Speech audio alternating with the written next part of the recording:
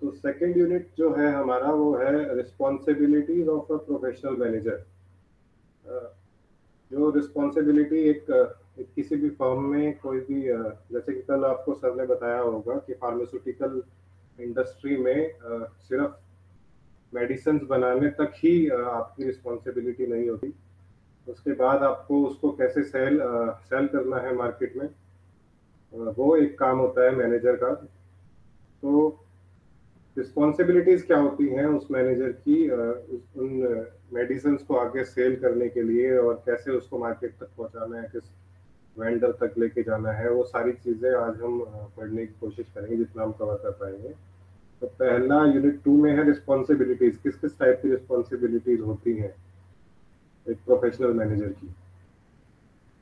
तो इसके बारे में अगर आप रिस्पॉन्सिबिलिटी फॉर कस्टमर्स अगर हम पढ़ें तो आपको कुछ आइडिया है इस बारे में कि कस्टमर्स के लिए एक मैनेजर की क्या रिस्पॉन्सिबिलिटी हो सकती है?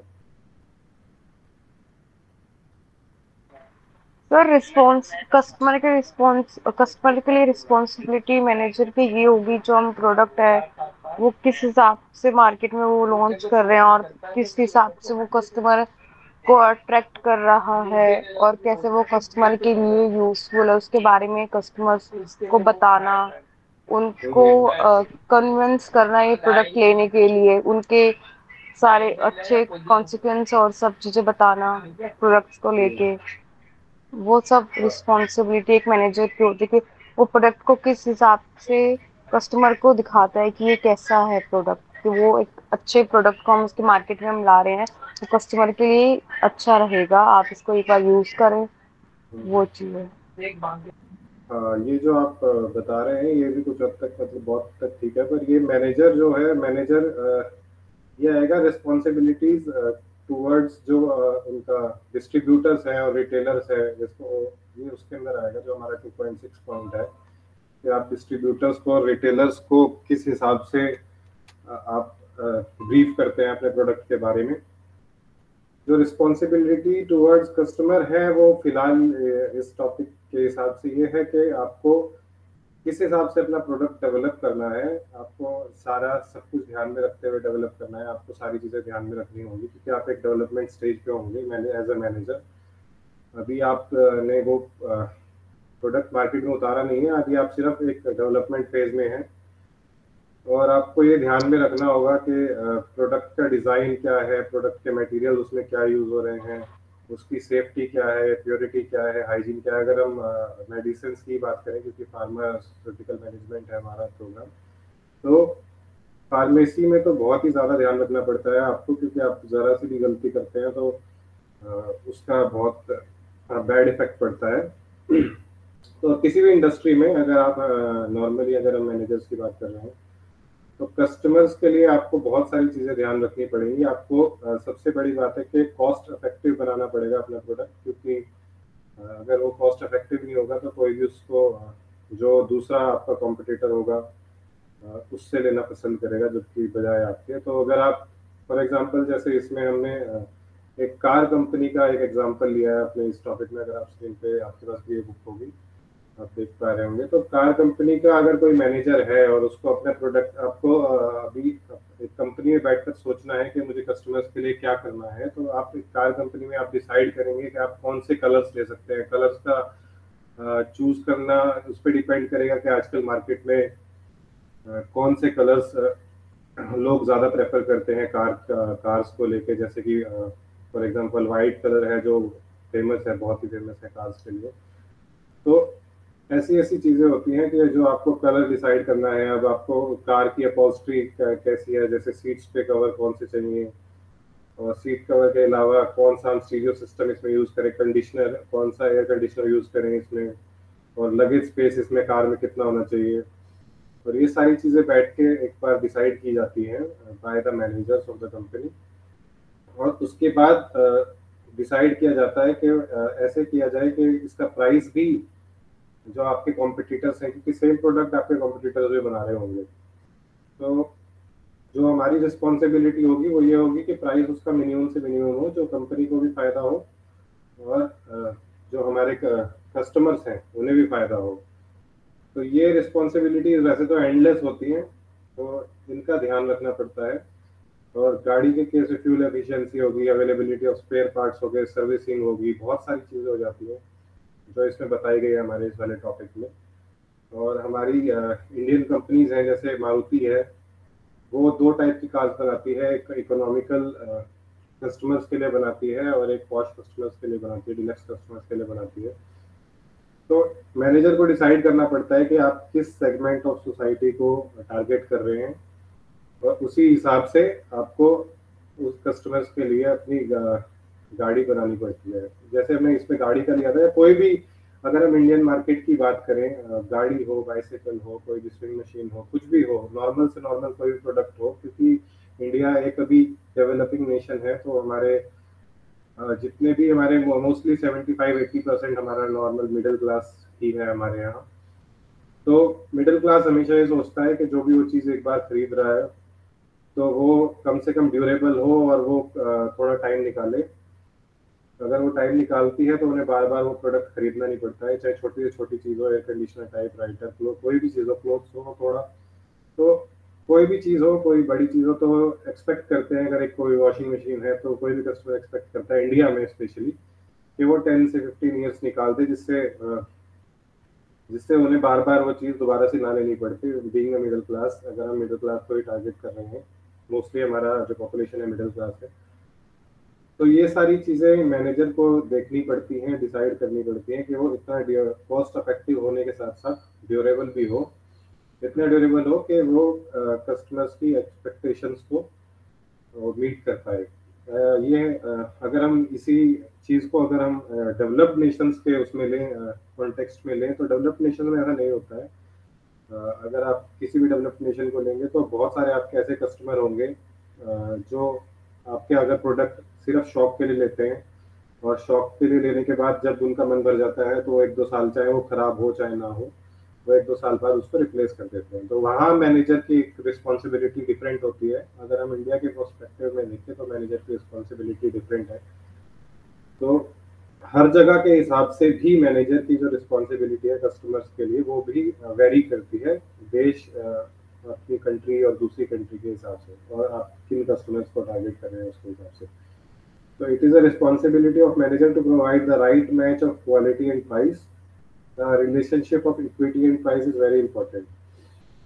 तो इसी में अगर हम आगे बढ़ते हैं, प्रोडक्ट्स मैन्युफैक्चर्ड जो होते हैं हमारे, अगर वो उसका क्वालिटी कंट्रोल अगर ढंग से किया जाए, ये सबको भी मैनेजर को ही ध्यान में रखना पड़ता है।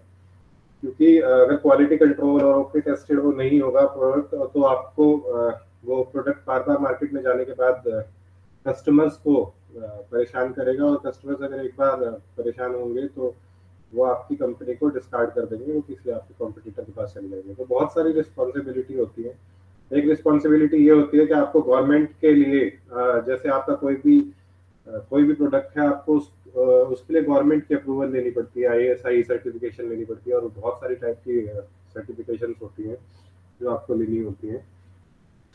तो वो सर्टिफिकेशंस लेना भी जो अपर मैनेजर्स हैं हमारे कंपनीज में, मैनेजर्स के भी लेवल होते हैं, upper level manager, lower level manager. तो जो अपर लेवल मैनेजर्स हैं उनको ये चीज़ें भी ध्यान में रखनी पड़ती है कि आप जो भी प्रोडक्ट अपना मार्केट में ला रहे हैं उनकी प्रॉपर ISI मार्किंग हो, या अगर वो मेडिकल स्टैंडर्ड्स के हैं तो उनकी प्रॉपर मेडिकल स्टैंडर्ड भी मार्किंग हो, और उसके बाद ही वो मार्केट में मिनिमम क्वालिटी स्टैंडर्ड्स के बाद मार्केट में जाएं। जैसे कि हम इसे पढ़ सकते हैं, you can have the quality designated by government bodies such as Indian Standard Institution, which puts ISI mark on approval on your product after testing for adherence to minimum quality standards. तो ये सारी चीज़ें भी एक responsibility है manager की। ये सारी चीज़ें भी मैनेजर को ही ध्यान में रखनी पड़ती है बहुत सारी रिस्पॉन्सिबिलिटीज के साथ। तो हम ये बोल सकते हैं कि जो फर्म है, कोई भी फर्म है, उसके सक्सेस का, उसके न्यू प्रोडक्ट के सक्सेस का, और जो भी वो क्लेम करते हैं, जो भी प्रमोशनल वो कोई भी एक्टिविटी करते हैं अपने प्रोडक्ट की, उसके शॉर्ट टर्म और लॉन्ग टर्म इफेक्ट होते हैं आपकी कंपनी पर। और ये चीज़ें बहुत अफेक्ट करती हैं अगर आप इन चीज़ों का ध्यान नहीं रखते हैं कि भाई आप अपने प्रोडक्ट को प्रमोट करने के लिए आप उसको प्रमोट करने के लिए आप उसमें कुछ फेक आप न्यूज़ तो नहीं दे रहे हैं, आप सारी चीज़ें ठीक बता रहे हैं, जो क्लेम्स कर रहे हैं आपके वो क्लेम्स ठीक है कि नहीं है, ये सारी चीज़ें भी एक एक अच्छे मैनेजर के रूप में एक रिस्पॉन्सिबल मैनेजर के रूप में आपको ध्यान रखनी पड़ती है। तो ये होते हैं एक रिस्पॉन्सिबल मैनेजर के जो टुवर्ड्स कस्टमर रिस्पॉन्सिबिलिटी होती है वो ये कस्टमर्स के लिए जाती है। अब नेक्स्ट आती है हमारी रिस्पॉन्सिबिलिटी टुवर्ड्स शेयर होल्डर्स। तो शेयर होल्डर्स का आपको कुछ आइडिया है दिशा? नहीं सर, शेयर होल्डर्स के बारे में नहीं पता। हाँ जी, मैं बताता हूँ आपको। तो शेयर होल्डर्स वो होते हैं जो हमारी कंपनी में इन्वेस्ट करते हैं, और वो बहुत ही इम्पोर्टेंट पार्ट होता है हमारी कंपनी का, क्योंकि आप दो तरीके से कोई भी कंपनी सक्सेसफुल होती है। आप या तो आप बैंक से लोन लेते हैं या आप अपने शेयर्स को सेल करते हैं। जो आपके शेयर होल्डर होते हैं वो भी एक तरह से कंपनी के ऑनर ही होते हैं। तो आपकी रिस्पॉन्सिबिलिटी बनती है शेयर होल्डर्स के प्रति कि भाई आप उनको लूप में रखें हर चीज को। जो भी एक मैनेजर अगर कोई भी डिसीजन लेता है, कोई भी बैलेंस शीट का मतलब होता है कि आपकी कंपनी में क्या इन्वेस्ट हो रहा है, क्या आप उसमें से यूज कर रहे हैं, कितना आप प्रोडक्ट सेल कर रहे हैं, मतलब पूरा जो आपका कंपनी का लेखा जो होता है, कितना आप सेल कर रहे हैं, कितना आप प्रॉफिट कमा रहे हैं, उसको बैलेंस शीट बोलते हैं। तो एक रिस्पॉन्सिबल मैनेजर की एक रिस्पॉन्सिबिलिटी बनती है शेयर होल्डर्स के लिए कि वो अपने शेयर होल्डर्स को लूप में रखें, यानी कि उनको सारी चीज़ें इंश्योर करें कि सारी चीज़ें जो सारी चीज़ें कैपिटल है उनका, कंपनी का कैपिटल है, वो सारी चीज़ें उनको बताता रहे टाइम टू टाइम। और अगर कोई भी लॉस है, प्रॉफिट है, तो वो शेयर होल्डर्स के साथ शेयर करता रहे। जैसे कि इसमें लिखा है, having done that the manager has to ensure shareholders are able to earn profit. उसको ये भी ध्यान में रखना होता है कि जो शेयर होल्डर्स की मनी है उसको ऐसे प्रोडक्ट में लगाया जाए जो प्रोडक्ट प्रॉफिट जो अच्छा भी हो और जो प्रॉफिट भी कमाए, और उनके जिससे शेयर होल्डर्स भी अट्रैक्ट होते हैं। तो share holders invest their hard earned money savings in your firm with the hope that they will be able to earn more on it। इससे वो भी अपने ये होप करते हैं कि जो आप मनी लगा रहे हैं वो उसका कुछ इंक्रीज हो। इसलिए आपकी एक रिस्पॉन्सिबिलिटी बनती है एज अ मैनेजर कि आप उसे ऐसे प्रोडक्ट में, एक अच्छे प्रोडक्ट में जिसकी आप एक अच्छे से प्रमोट कर रहे हैं, जिसको अच्छे से प्रमोट कर रहे हैं, आप ऐसे प्रोडक्ट में लगाएं जो इससे उनको शेयर होल्डर्स को भी फायदा हो। By virtue of capital invested in your firm, shareholders are owners of your company। जैसे मैंने पहले बताया कि शेयर होल्डर्स भी ओनर्स ही हैं एक तरह से आपकी कंपनी के। तो as a manager you have to keep them regularly informed about all the important decisions, activities and results। और बैलेंस शीट के बारे में भी आपको उनको एनुअली या फिर पीरियोडिकली उनको उनके बता देना चाहिए। नेक्स्ट आता है हमारा 2.4 रिस्पॉन्सिबिलिटी टुवर्ड्स एम्प्लॉयज। जो है एम्प्लॉयज आपके काम कर रहे हैं, जो आपकी कंपनी में काम कर रहे हैं, उनकी तरफ आपकी क्या रिस्पॉन्सिबिलिटी बनती है, इसके बारे में आप कुछ बताना चाहेंगी?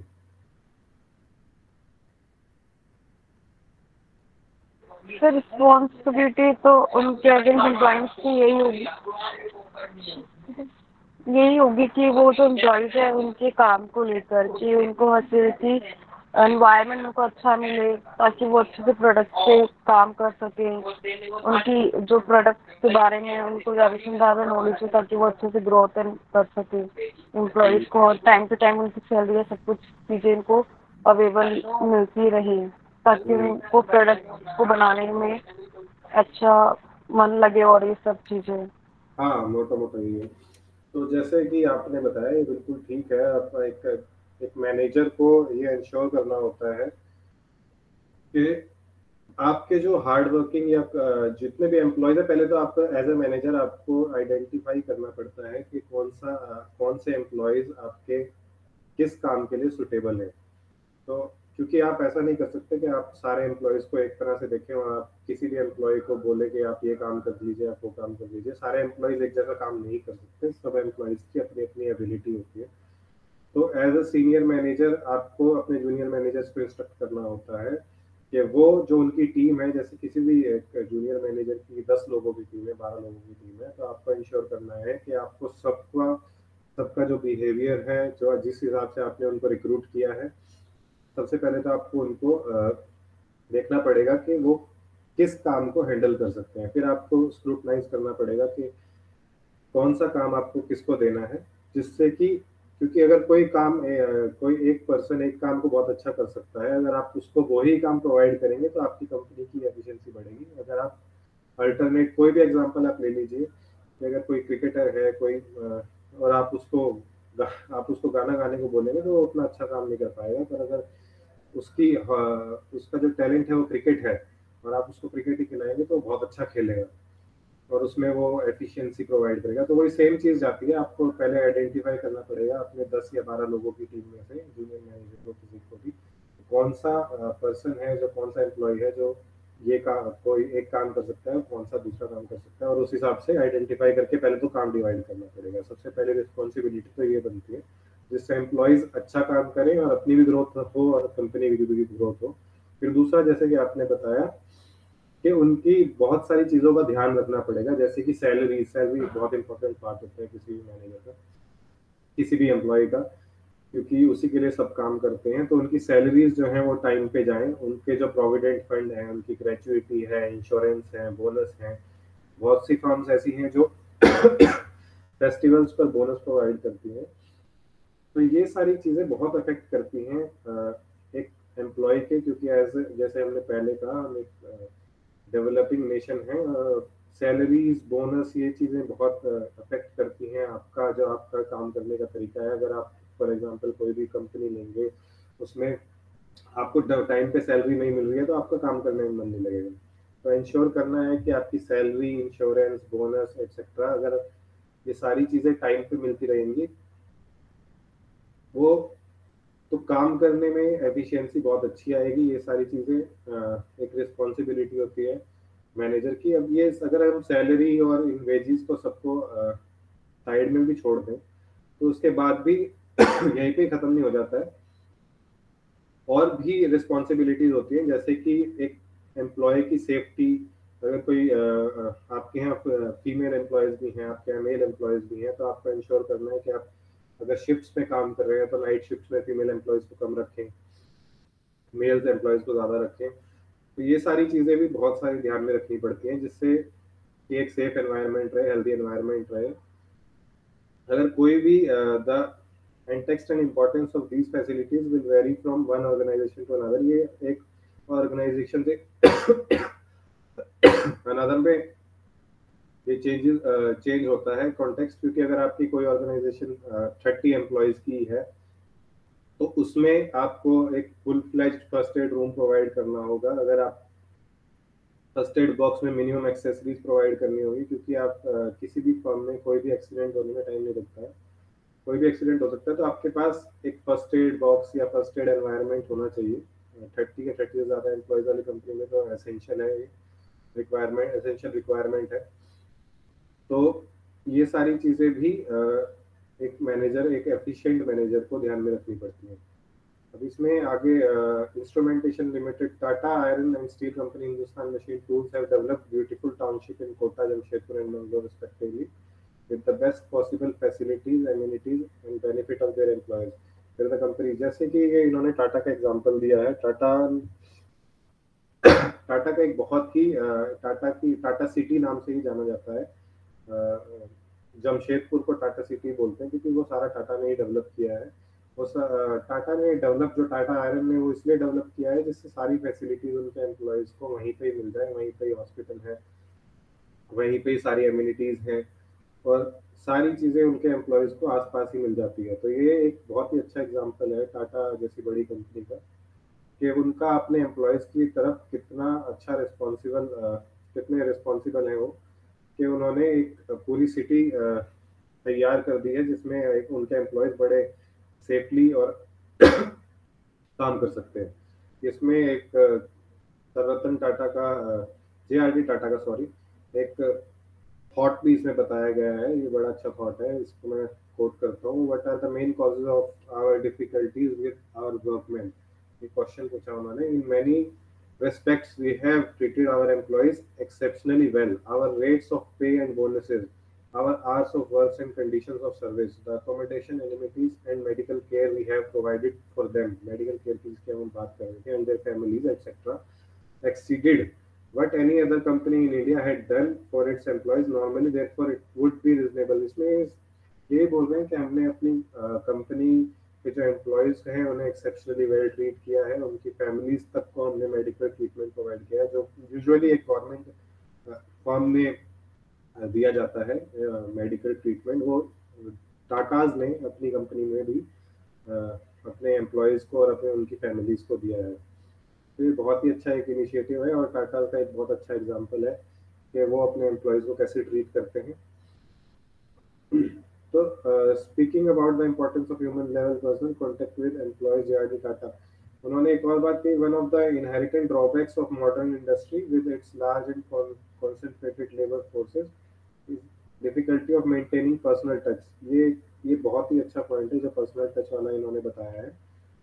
पर्सनल टच जहाँ पर जब मैनेजमेंट, कोई भी मैनेजर होता है, वो जो मैंने सबसे पहले शुरू किया था एम्प्लॉयज के बारे में, कोई भी मैनेजर होता है जब वो पर्सनली इन्वॉल्व नहीं होगा अपनी टीम के साथ, तब तक उसे पर्सनली ये नहीं पता होगा कि उसका कौन सा एम्प्लॉय किस काम के लिए एफिशिएंट है, उसके कौन से एम्प्लॉय को कोई प्रॉब्लम हो रही है, कोई उसके साथ कोई हैरेसमेंट हो रही है। जब तक वो पर्सनली इन्वॉल्व नहीं होगा इन मैटर्स में, जब तक आप एक अच्छी मैनेजिंग नहीं कर सकते हैं अपनी टीम की, तो आपको एक एज ए गुड मैनेजर आपको ध्यान रखना पड़ेगा कि आपकी कौन सा एम्प्लॉय, आपके किसी एम्प्लॉय को कोई हरास तो नहीं कर रहा है, कोई एम्प्लॉय को कोई परेशान तो नहीं कर रहा है, कोई बहुत सारी चीज़ें होती हैं, बहुत सारी दिक्कतें होती हैं। कोई एम्प्लॉय क्यों एफिशिएंट नहीं है, कि अगर कोई एम्प्लॉय एफिशिएंसी से वर्क नहीं कर पा रहा है तो उसके एज ए मैनेजर आपको बात करनी चाहिए उस एम्प्लॉय से, और उस एम्प्लॉय से बात करने के बाद उस प्रॉब्लम को एज ए मैनेजर आपको सॉल्व करना चाहिए। अब आ जाता है रिस्पॉन्सिबिलिटी टुवर्ड सप्लायर। ये रिस्पॉन्सिबिलिटी वही है जो आपने जब मैंने आपसे पहले पूछा था क्या रिस्पॉन्सिबिलिटी होती है, आपने बताया ये सप्लायर्स के लिए वही रिस्पॉन्सिबिलिटी है, सप्लायर्स के लिए, और जो हमारा इससे अगला होगा रिटेलर्स के लिए। सप्लायर्स और रिटेलर्स के लिए मैनेजर की जो रिस्पॉन्सिबिलिटी होती है वो ये होती है कि आपको इंश्योर करना है कि जैसे आप जो भी प्रोडक्ट अपना सप्लाई कर रहे हैं किसी भी सप्लायर को, वो एक up to the mark product है। आपके जो कंपटीशन है, जो आपके सारे मार्केट में कंपटीशन है, उनको, क्योंकि सारे जितने भी आपकी फर्म्स होंगी, आसपास वाली फर्म्स होंगी, वो सब उसी सप्लायर को कॉन्टेक्ट कर रही होंगी, तो वो सप्लायर आपसे ही क्यों डील करे। उसके लिए एक मैनेजर या हायर मैनेजर्स को इंश्योर करना पड़ेगा कि भाई जो मटेरियल यूज हुआ है, जो भी रॉ मटेरियल यूज हो रहा है, जो सप्लाई हो रहा है, वो अच्छा हो रहा है। और ये रिस्पॉन्सिबिलिटी बनती है, responsibility towards your supplier emits from the fact that survival और ग्रोथ है वो डिपेंडेंट है, टोटली डिपेंडेंट है जो रॉ मटेरियल है। जो रॉ मटेरियल प्रोवाइड कर रहे हैं सप्लायर्स, उसी पे टोटली डिपेंड करती है सर्वाइवल और ग्रोथ एक किसी भी कंपनी की। अगर वो रॉ मटेरियल ही अच्छा नहीं है तो आप उससे कोई भी प्रोडक्ट कैसे अच्छा बनाएंगे। You are dependent upon your suppliers for regular and timely supplies of the specified quality at the agreed price. मतलब प्राइस भी अच्छा होना चाहिए जो आप सप्लाई ले रहे हैं अपनी कंपनी में, और उसकी क्वालिटी भी अच्छी होनी चाहिए, तभी आप एक प्रोडक्ट उससे बना पाएंगे और आगे दे पाएंगे अपने रिटेलर्स को। तो ये सारी चीजें इंश्योर करनी पड़ती हैं। ये एक टू वे रिलेशन होता है एक सप्लायर्स और उसका। अगर आप the two way relationship work best when it is based on the relationship of mutual dependence. One parties में एक बोल रहे हैं कि अगर आप म्यूचुअली एक दूसरे को रिस्पेक्ट करते हैं, आपका सप्लायर, आप टाइम पे उनकी पेमेंट करते हैं, और आप जो प्रोडक्ट है वो सप्लाई वो अच्छा कर रहे हैं, तो ये म्यूचुअली डिपेंडेंट होता है। जो सप्लायर्स के टुवर्ड्स रिस्पॉन्सिबिलिटी होती है। इन्होंने हीरो साइकिल का एग्जांपल दिया है। Hero Cycle are example of how firm can play a responsible role in nurturing the growth of suppliers. As these firms have grown from success to success, so have their suppliers. मतलब Hero Cycle के suppliers भी और hero cycles खुद भी बहुत grow किया है। A full-fledged bicycle ancillary industry has been established in the around Ludhiana. Ancillary industry के बारे में कुछ आइडिया है निशा आपको? नहीं सर। तो एंसिलरी इंडस्ट्रीज होती हैं, जैसे कि आप एक सप्लायर हैं, तो आप किसी भी इंडस्ट्री मतलब किसी भी आप अपनी, जैसे अगर आप अपनी फर्म को बढ़ाना चाहते हैं तो आप हर जगह, आप ऐसा नहीं हो सकता कि आप हर जगह मैन्युफैक्चरिंग प्लांट लगा दें। आप ऐसा कर सकते हैं कि आप एक इंडस्ट्री हर जगह थोड़ी छोटी छोटी जगह फॉर्म कर सकते हैं, क्योंकि हर जगह अपना प्रोडक्ट भेजना, उसका ट्रांजिट का जो पैसे होते हैं वो भी देखना पड़ता है। तो आप अलग अलग जगह पे एंसिलरी इंडस्ट्रीज फॉर्म कर सकते हैं। एंसिलरी इंडस्ट्रीज का मतलब होता है कि आप अपना सिर्फ मटेरियल भेज देंगे जो ऑलमोस्ट प्रीपेड मटेरियल होता है, और उसको सिर्फ असेंबल करना होता है उस इंडस्ट्री में। तो ऐसा ही हीरो साइकिल ने किया। Full fledge bicycle and ancillary industry has been established in around Ludhiana in response to the needs of Hero Cycle. क्योंकि हीरो साइकिल की नीड ज्यादा थी, तो उन्होंने लुधियाना के अराउंड एंसिलरी इंडस्ट्रीज फॉर्म कर दी। और वहां पर इन सम केसेस फर्म्स में even provide the seed capital. उसमें अगर आप वो आप किसी को रिस्पॉन्सिबिलिटी दे रहे हैं, कोई इंडस्ट्री फॉर्म करवा रहे हैं किसी के थ्रू, जहाँ पे आपका प्रोडक्ट असेंबल होगा सिर्फ, और वहां पर क्योंकि जिसको आप रिस्पॉन्सिबिलिटी दे रहे हैं उसके पास अगर पैसे नहीं है ये इंडस्ट्री फॉर्म करने के, तो आप उसको सीड कैपिटल भी दे सकते हैं। सीड कैपिटल मतलब कुछ अमाउंट ऑफ मनी दे सकते हैं वहां पर। ऐसा ही हीरो साइकिल्स ने करा। हीरो साइकिल्स ने करा और उन्होंने जगह जगह लुधियाना के अराउंड अपनी एंसिलरी इंडस्ट्रीज बना दी, जहां पर उनकी साइकिल्स, वो सिर्फ एक मटेरियल बेचते थे और वो असेंबल होकर वहां पर भी सेल होनी शुरू हुई। There are numerous examples where these small ancillary industries have grown to be successful and large as the firm to which they were originally supplying. The manager's responsibility towards supplier of funds, that is banks and other financial institutions, is that not only he has to make the interest payments but to make the repayment on time. इसमें banks के towards responsibility बताई जा रही है कि जो आपको अगर हेल्दी एक एनवायरनमेंट रखना है, तो आपको जो फंड्स आप ले रहे हैं बैंक से, वो ही उसको ही सिर्फ आपको इंश्योर नहीं करना है, उसकी जो रीपेमेंट के शेड्यूल है उसको भी इंश्योर करना है एज अ गुड मैनेजर। तो नेक्स्ट हमारा आता है responsibility towards distributor and retailer.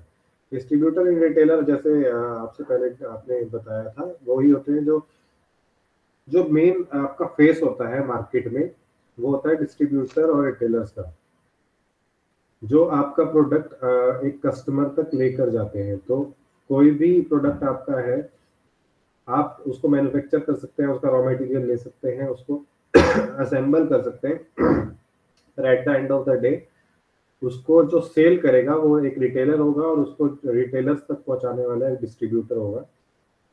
तो जो डिस्ट्रीब्यूटर्स होते हैं उनके टुवर्ड्स आपकी क्या रिस्पॉन्सिबिलिटी होती है as a manager and senior manager, वो इसमें समझाने की कोशिश है। जैसे कि अगर आप कोई डिस्ट्रीब्यूटर है, जैसे इन्होंने बोला distributor and retailer are the link between the firm and the actual customer, जो मैंने बताया, who consume the product. In your capacity as a manager you are responsible for ensuring regular supplies to your distributor. तो as a manager आपको ये ensure करना पड़ेगा कि जो भी आप प्रोडक्ट दे रहे हैं, चाहे वो मेडिसिन है, चाहे जैसे साइकिल्स की बात करें, साइकिल है, कार है, कुछ भी है, वो अगर डिस्ट्रीब्यूटर को आज की डेट में डिस्ट्रीब्यूटर को अगर उन्होंने ऑर्डर प्लेस किए हैं और आज की डेट में उनको 100 प्रोडक्ट चाहिए, तो आपको इंश्योर करना पड़ेगा कि उसमें कोई भी डिले ना हो। क्योंकि अगर डिले होती है तो डिस्ट्रीब्यूटर्स के पास बहुत सारे ऑप्शंस होते हैं, बहुत सारी कंपनीज हैं जो आपकी जगह लेना चाहती हैं, जो आपके साथ कंपटीशन में है, तो डिस्ट्रीब्यूटर्स को कांटेक्ट करने वाले लोग बहुत हैं।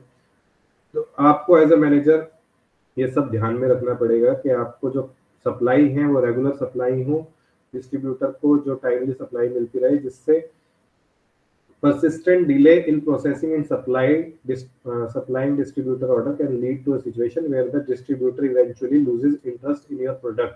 तो मैंने बताया वो आपका प्रोडक्ट में लूज कर देगा interest, it switches over to a competitive firm, वो किसी और फर्म को पकड़ लेगा, क्योंकि बहुत सारे कंपटीशन है मार्केट में जिसके पास वो जा सकता है जिसको ले सकता है, जिसमें एक एग्जांपल भी दिया हुआ है कि अगर आप सप्लाई कर रहे हैं स्पून इंस्टेड ऑफ फॉक्स, अगर आप स्पून दे रहे हैं फॉक्स की जगह पे, बिकॉज क्योंकि आपके पास फॉक्स आउट ऑफ स्टॉक थे, तो ये रिस्पॉन्सिबिलिटी आपको आपकी बनती है एज अ मैनेजर कि आपको अगर स्पून का ऑर्डर है तो स्पून ही देने हैं, फॉक्स नहीं देने हैं, नहीं तो डिस्ट्रीब्यूटर धीरे धीरे आपके पास से जाना शुरू कर देंगे और आपका प्रोडक्ट धीरे धीरे मार्केट में से चला जाएगा, जिसके बहुत सारे लॉन्ग टर्म और शॉर्ट टर्म इफेक्ट होते हैं, जिससे आपकी कंपनी धीरे धीरे शट होनी शुरू हो जाएगी। तो मतलब एक छोटे से इफेक्ट से, सिर्फ एक छोटे से डिले से आपकी कंपनी तक बंद हो सकती है। ये रिस्पॉन्सिबिलिटी होती है towards distributor. The product that you supply to a distributor must be check for quality, उसकी क्वालिटी चेक होनी चाहिए। और उसमें ट्रांजिट में, अब जैसे आप कोई भी प्रोडक्ट डिस्ट्रीब्यूटर को भेज रहे हैं तो ट्रांजिट में उसको कोई डैमेज तो नहीं हो रहा है, ये सारी चीजें आपको ध्यान में रखनी पड़ेंगी। जैसे कि company manufacturing and marketing plastic bottles which from, अगर कोई भी अगर आपका एक कंपनी का एग्जांपल जैसे इसमें दिया है बॉटल्स का, अगर कोई भी प्लास्टिक बॉटल है तो आपको उनको किसी भी नॉर्मल में नहीं सकते हैं। वो ट्रांजिट में जाते टाइम वो प्लास्टिक बॉटल्स पिचकने का डर होगा, वो बीच में कुछ भी हो सकता है, वो स्क्रैप बन सकती है। तो जितनी भी वो प्लास्टिक बॉटल्स आपकी खराब होंगी, डिस्ट्रीब्यूटर्स उनको जब वहाँ अपने यहाँ ओपन करेगा, जितनी भी खराब होंगी वो आपको वापस कर देगा, तो वो सारा आपके लॉस में चला जाएगा। तो आपको इंश्योर करना है एज ए मैनेजर कि जो आप, अगर आप एक प्लास्टिक प्रोडक्ट बना रहे हैं, प्लास्टिक बॉटल्स बना रहे हैं जैसे मैंने बताया है, तो वो किसी भी 5 प्लाई या 7 प्लाई कार्डबोर्ड कार्टून में जाए, जिससे कि वो खराब ना हो। जितना प्रोडक्ट आपका खराब नहीं होगा, जितना प्रोडक्ट आपका मार्केट में चला जाएगा वापस नहीं आएगा, उतना अच्छा होगा आपकी कंपनी के लिए। वापस जो प्रोडक्ट आता है बिल्कुल वेस्ट है, उसका आप कुछ नहीं कर सकते हैं, वो बिल्कुल जीरो है। तो इसमें बताया गया a company manufacturing marketing plastic bottles switched over 5 ply to 7 ply cardboard cartoon and it started receiving complaints that the bottles were being dented and crushed। जो बॉटल्स थी वो क्रश हो रही थी, इस वजह से उन्होंने जो अपना कार्टन था वो 5 प्लाई से 7 प्लाई पे कर दिया। The company had to absorb the increased cost of heavier carton. उनको जो कार्टन का जो प्राइस अब इंक्रीज हो गया, क्योंकि पहले वो 5 प्लाई का था, फिर अब 7 प्लाई का हो गया, वो भी कंपनी को एक एज ए मैनेजर आपको ध्यान में रख के कंपनी को एब्जॉर्ब करना पड़ेगा। पर but it was by the fact that return of stock sharply declined and the distributor had no more cause of complaint। इसमें ये बताया गया कि भाई डिस्ट्रीब्यूटर को अब कोई कंप्लेंट्स नहीं है, जो आपकी इमेज है वो खराब नहीं हो रही है, ये छोटा सा आपने जो कॉस्ट एब्जॉर्ब किया है इसकी वजह से आपकी जो इमेज है डिस्ट्रीब्यूटर की तरफ, वो इमेज खराब नहीं हो रही है। और इमेज बहुत जरूरी होती है किसी भी कंपनी के लिए, अगर मैनेजर आपको इमेज का भी ध्यान रखना पड़ेगा। तो अगर कोई प्रोडक्ट है, जैसे कि इसमें टीवी की बात की गई है, तो आपको उनको एक ट्रबल फ्री, एक किसी भी ऐसी चीज में ट्रबल फ्री आपको ट्रांजिट करना पड़ेगा, जिससे कि वो कम से कम खराब हो, चाहे उससे थोड़ी बहुत ही आपकी कॉस्ट इंक्रीज हो जाए, पर आपकी इमेज खराब ना हो और आपके प्रोडक्ट ज्यादा से ज्यादा ओके कंडीशन में जाए, बहुत ही मिनिमम आपका लॉस हो उसमें भेजने में। The distributor and retailer who sell your products are in it for business and they must earn a fair return. Apart from fixed percentage which you provide to your dealers, target-based incentive, commission and rewards will motivate your dealers to push your products harder।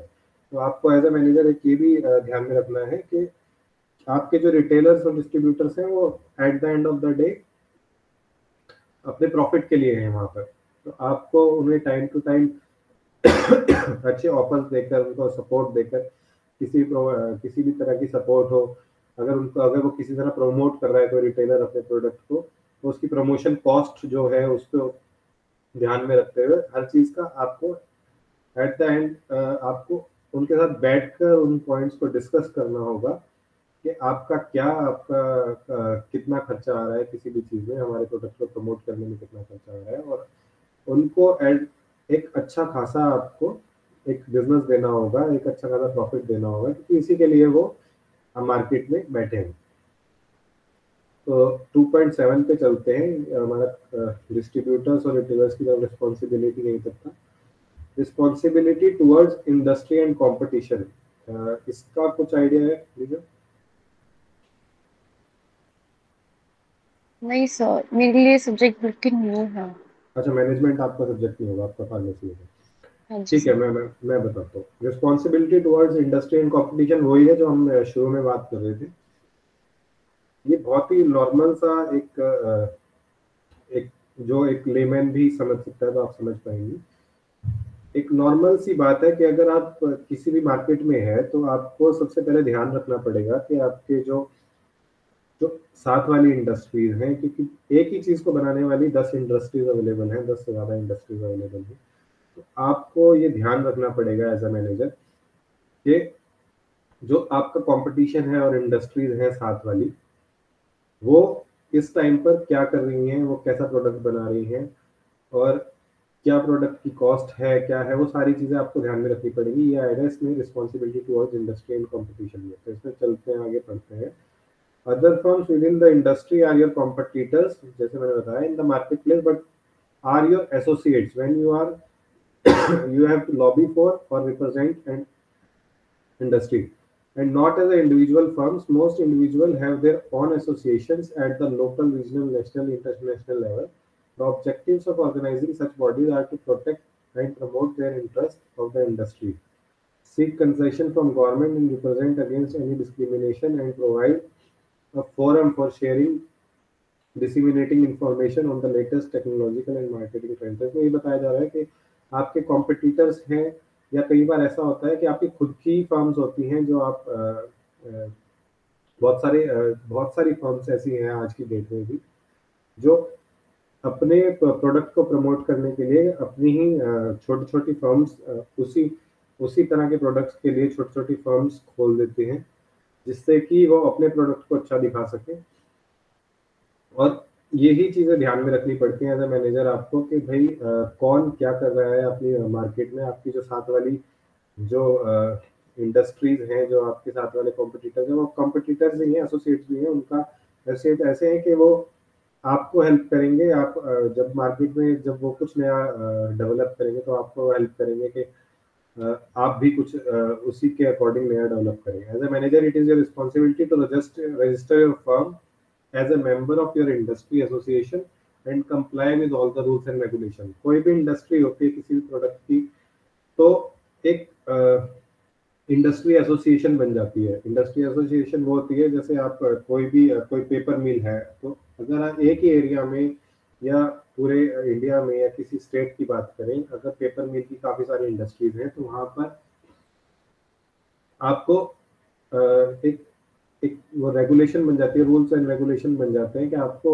एक association में अपने आप को register करना है। तो आपकी responsibility है कि आप as a manager responsibility to register your firm as a member of your industry association and comply with all जो रूल्स एंड रेगुलेशन बनाए गए हैं उस इंडस्ट्री के लिए, आप उसको फॉलो करें।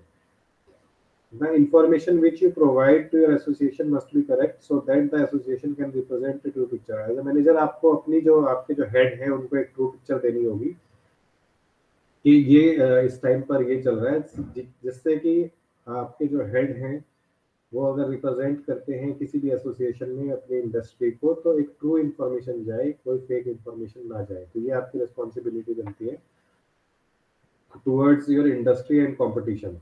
हेल्दी कंपटीशन इंकरेजेस फर्म्स, जैसे कि मैंने बताया कि अगर आपके वो एसोसिएट्स भी हैं, तो आप अगर वो कोई नया प्रोडक्ट लॉन्च करते हैं, तो एक हेल्दी कंपटीशन हो जाता है।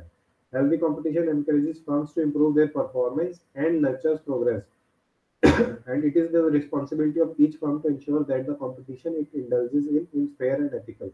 कोई भी अगर दो इंडस्ट्रीज एक जैसा प्रोडक्ट बना रही है, तो उनको भी एक रिस्पॉन्सिबिलिटी बनती है आपकी और उन दूसरी इंडस्ट्री के मैनेजर की, कि एक फेयर और एथिकल, मतलब एक अनएथिकल, एथिकल होता है एक राइट वे। अगर आप किसी भी कोई कोई काम कर रहे हैं, तो एक एथिकल वे में करें। कोई भी चोरी, किसी प्रोडक्ट की चोरी या कोई कुछ ऐसा काम ना करें। एक हेल्दी कंपटीशन रखें। Resorting to unfair practices, trying to push out other firms on the basis of political influence. कोई भी पॉलिटिकल इन्फ्लुएंस की वजह से अगर आप किसी इंडस्ट्री को गिराना चाह रहे हैं, तो एक एथिकल वे नहीं है। और फाइनेंशियल स्ट्रेंथ नहीं, हम short term games but eventually, इसमें बताया गया कि अगर आप किसी को अपने पॉलिटिकल इन्फ्लुएंस से या फिर अपनी फाइनेंशियल स्ट्रेंथ की वजह से अगर आप किसी इंडस्ट्री को गिराना चाह रहे हैं, बार बार गिराने की कोशिश कर रहे हैं, तो वो आपको शॉर्ट टर्म गेन तो दे देगा, पर एक लॉन्ग टर्म जो स्टेबिलिटी होती है किसी भी कंपनी की, अगर आपको कि लंबा जाना है अपनी कंपनी को 10 साल, तो बहुत सारी ऐसी कंपनीज हैं जैसे जो सालों साल चलती रहती हैं, जैसे कि टेक फर्म्स होते हैं, आईटी फर्म्स होते हैं, आईबीएम एक उसका एग्जांपल है, जो जिनको 50 60 साल 70 साल भी हो गए हैं जो काम कर रहे हैं, वो इसी वजह से काम कर रहे हैं क्योंकि वो एक एथिकल वे में काम करते हैं। वो ऐसा नहीं है कि वो किसी को, वो अपना कंपटीशन रखते हैं दूसरी फर्म्स से, पर ऐसा नहीं है कि किसी को गिराने की कोशिश कर रहे हैं, किसी को अपनी पॉलिटिकल पावर दिखाकर किसी को किसी के प्रोडक्ट को गलत दिखा रहे हैं या उसको कोई लॉस प्रोवाइड कर रहे हैं। ये शॉर्ट टर्म गेन्स के लिए तो ठीक रहेगा, पर लॉन्ग टर्म अगर आपको लंबी से अपनी कंपनी अच्छी लंबा चलाना है तो उसके लिए ये वाले जितने भी अनएथिकल वे हैं वो काम नहीं आएंगे, ये बताया गया है इसमें। अब रिस्पॉन्सिबिलिटी टुवर्ड्स यूनियन, यूनियन का कोई आइडिया है दिशा? यूनियन किसी भी कंपनी में यूनियन होती है। सर यूनियन से वो पूरी शायद एक कम्युनिटी हो जाती है जितने सारे मेंबर्स होते हैं। हाँ हाँ हाँ, बिल्कुल बिल्कुल बिल्कुल सही। यूनियन का जो आपने बताया है, ये यूनियन वही होती है जैसे कोई भी जैसे कोई लेबर फर्म है, लेबर है जिसमें काफी सारी लेबर है, तो लेबर का की एक यूनियन बन जाती है। तो जो यूनियन होती है वो यूनियन अपना एक हेड डिसाइड करती है, अपना एक मैनेजर डिसाइड करती है जो रिप्रेजेंट करता है। जैसे अगर किसी कंपनी में 1000 एम्प्लॉयज हैं तो वहाँ एक यूनियन बन जाएगी उन 1000 एम्प्लॉयज की, वो एक अपना रिप्रेजेंटेटिव रखेंगे जो जाके हायर अथॉरिटीज को उसकी डिमांड्स बताएगा। अब बहुत सारी जगहों पे ये होता है कि कि जो आपके मैनेजर्स हैं, वो यूनियन के जो लीडर्स हैं उनको कई बार ऐसा है कि भाई उनको कुछ नहीं समझते हैं या उनके यूनियन को कुछ नहीं मानते हैं कि ये तो कोई, और अपने डिसीजंस अपने आप लेते रहते हैं, अपने हेड से मिलके, अपने सीईओ से मिलके मैनेजर्स अपने डिसीजन लेते रहते हैं और उनको कोई भी इंफॉर्मेशन प्रोवाइड नहीं करते हैं। तो उस केस में क्या होता है, हमने बहुत सारी अगर आपने नॉर्मली ना देखा हो तो मूवीज में भी देखा होगा, कई बार दिखाते हैं, तो जो स्ट्राइक हो जाती है कंपनीज में, जो ये सारी चीजें होती है, तो इसी वजह से होती है क्योंकि वो जो मैनेजर हैं वो यूनियन को अवॉइड करते हैं बार बार, और उनकी जो जो डिमांड्स हैं और ये जो उनको अगर कोई वो उनको इशू हो रहा है किसी काम में, तो वो उसका ध्यान नहीं रखते हैं। तो इसमें बताया गया है your first responsibility towards your employees union is to acknowledge it is a friend rather than a foe of a firm.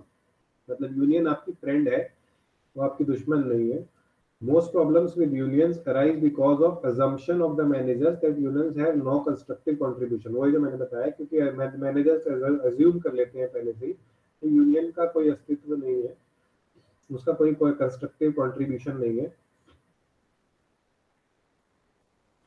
तो as a responsible manager you must understand and appreciate the fact that management and union have a great degree of mutual, मतलब आपस में आपको किसी भी union के साथ किसी भी मैनेजर को मिलजुल के रहना पड़ेगा।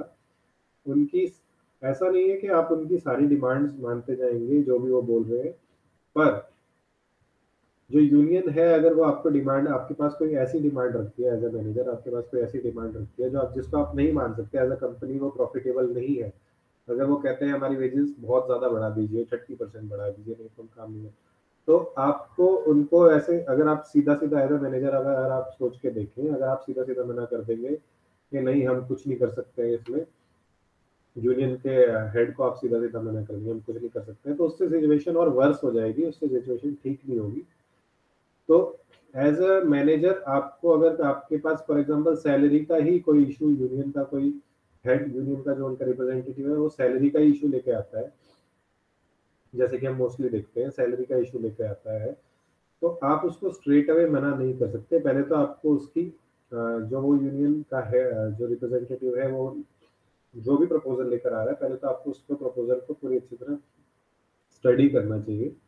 स्टडी करने के बाद देखना चाहिए कि जो ये अप्रेजल मांग रहे हैं वो पॉसिबल है कि नहीं। अगर वो पॉसिबल है तो कंपनी को क्या वो प्रॉफिट कर रहा है, लॉस कर रहा है, मतलब उससे कंपनी का क्या फायदा होगा। अगर अप्रेजल कर भी देते हैं तो कंपनी को कोई लॉस हो रहा है। कई बार अगर वो फॉर एग्जाम्पल 30% अप्रेजल मांग रहे हैं सारे एम्प्लॉयज के लिए, 1000 एम्प्लॉयज के लिए, तो आपको वो सारा कुछ कैलकुलेट करना पड़ेगा एज ए मैनेजर। आपको अपनी अकाउंट्स टीम को इसमें बीच में इन्वॉल्व करना होगा, आपको सब कुछ कैलकुलेट करना होगा, फिर सारी इंफॉर्मेशन अपने हेड्स को देनी होगी कि ये यूनियन के जो रिप्रेजेंटेटिव हैं वो ऐसा प्रपोजल दे रहे हैं और इससे हमें ये लॉस हो रहा है या इससे हमें ये फायदा हो रहा है, और अगर हम ये इम्प्लीमेंट कर देते हैं तो हमारी कंपनी को फायदा होगा, इम्प्लीमेंट कर देते हैं तो हमारी कंपनी को नुकसान होगा। और यही सेम चीज आपको उनके यूनियन के रिप्रेजेंटेटिव्स को भी बैठ के समझानी पड़ेगी। अगर आप वो चीज़ नहीं कर सकते हैं, फॉर एग्जाम्पल आप 30% अप्रेजल नहीं दे सकते हैं, तो आप स्ट्रेट अवे मना नहीं कर सकते। आपको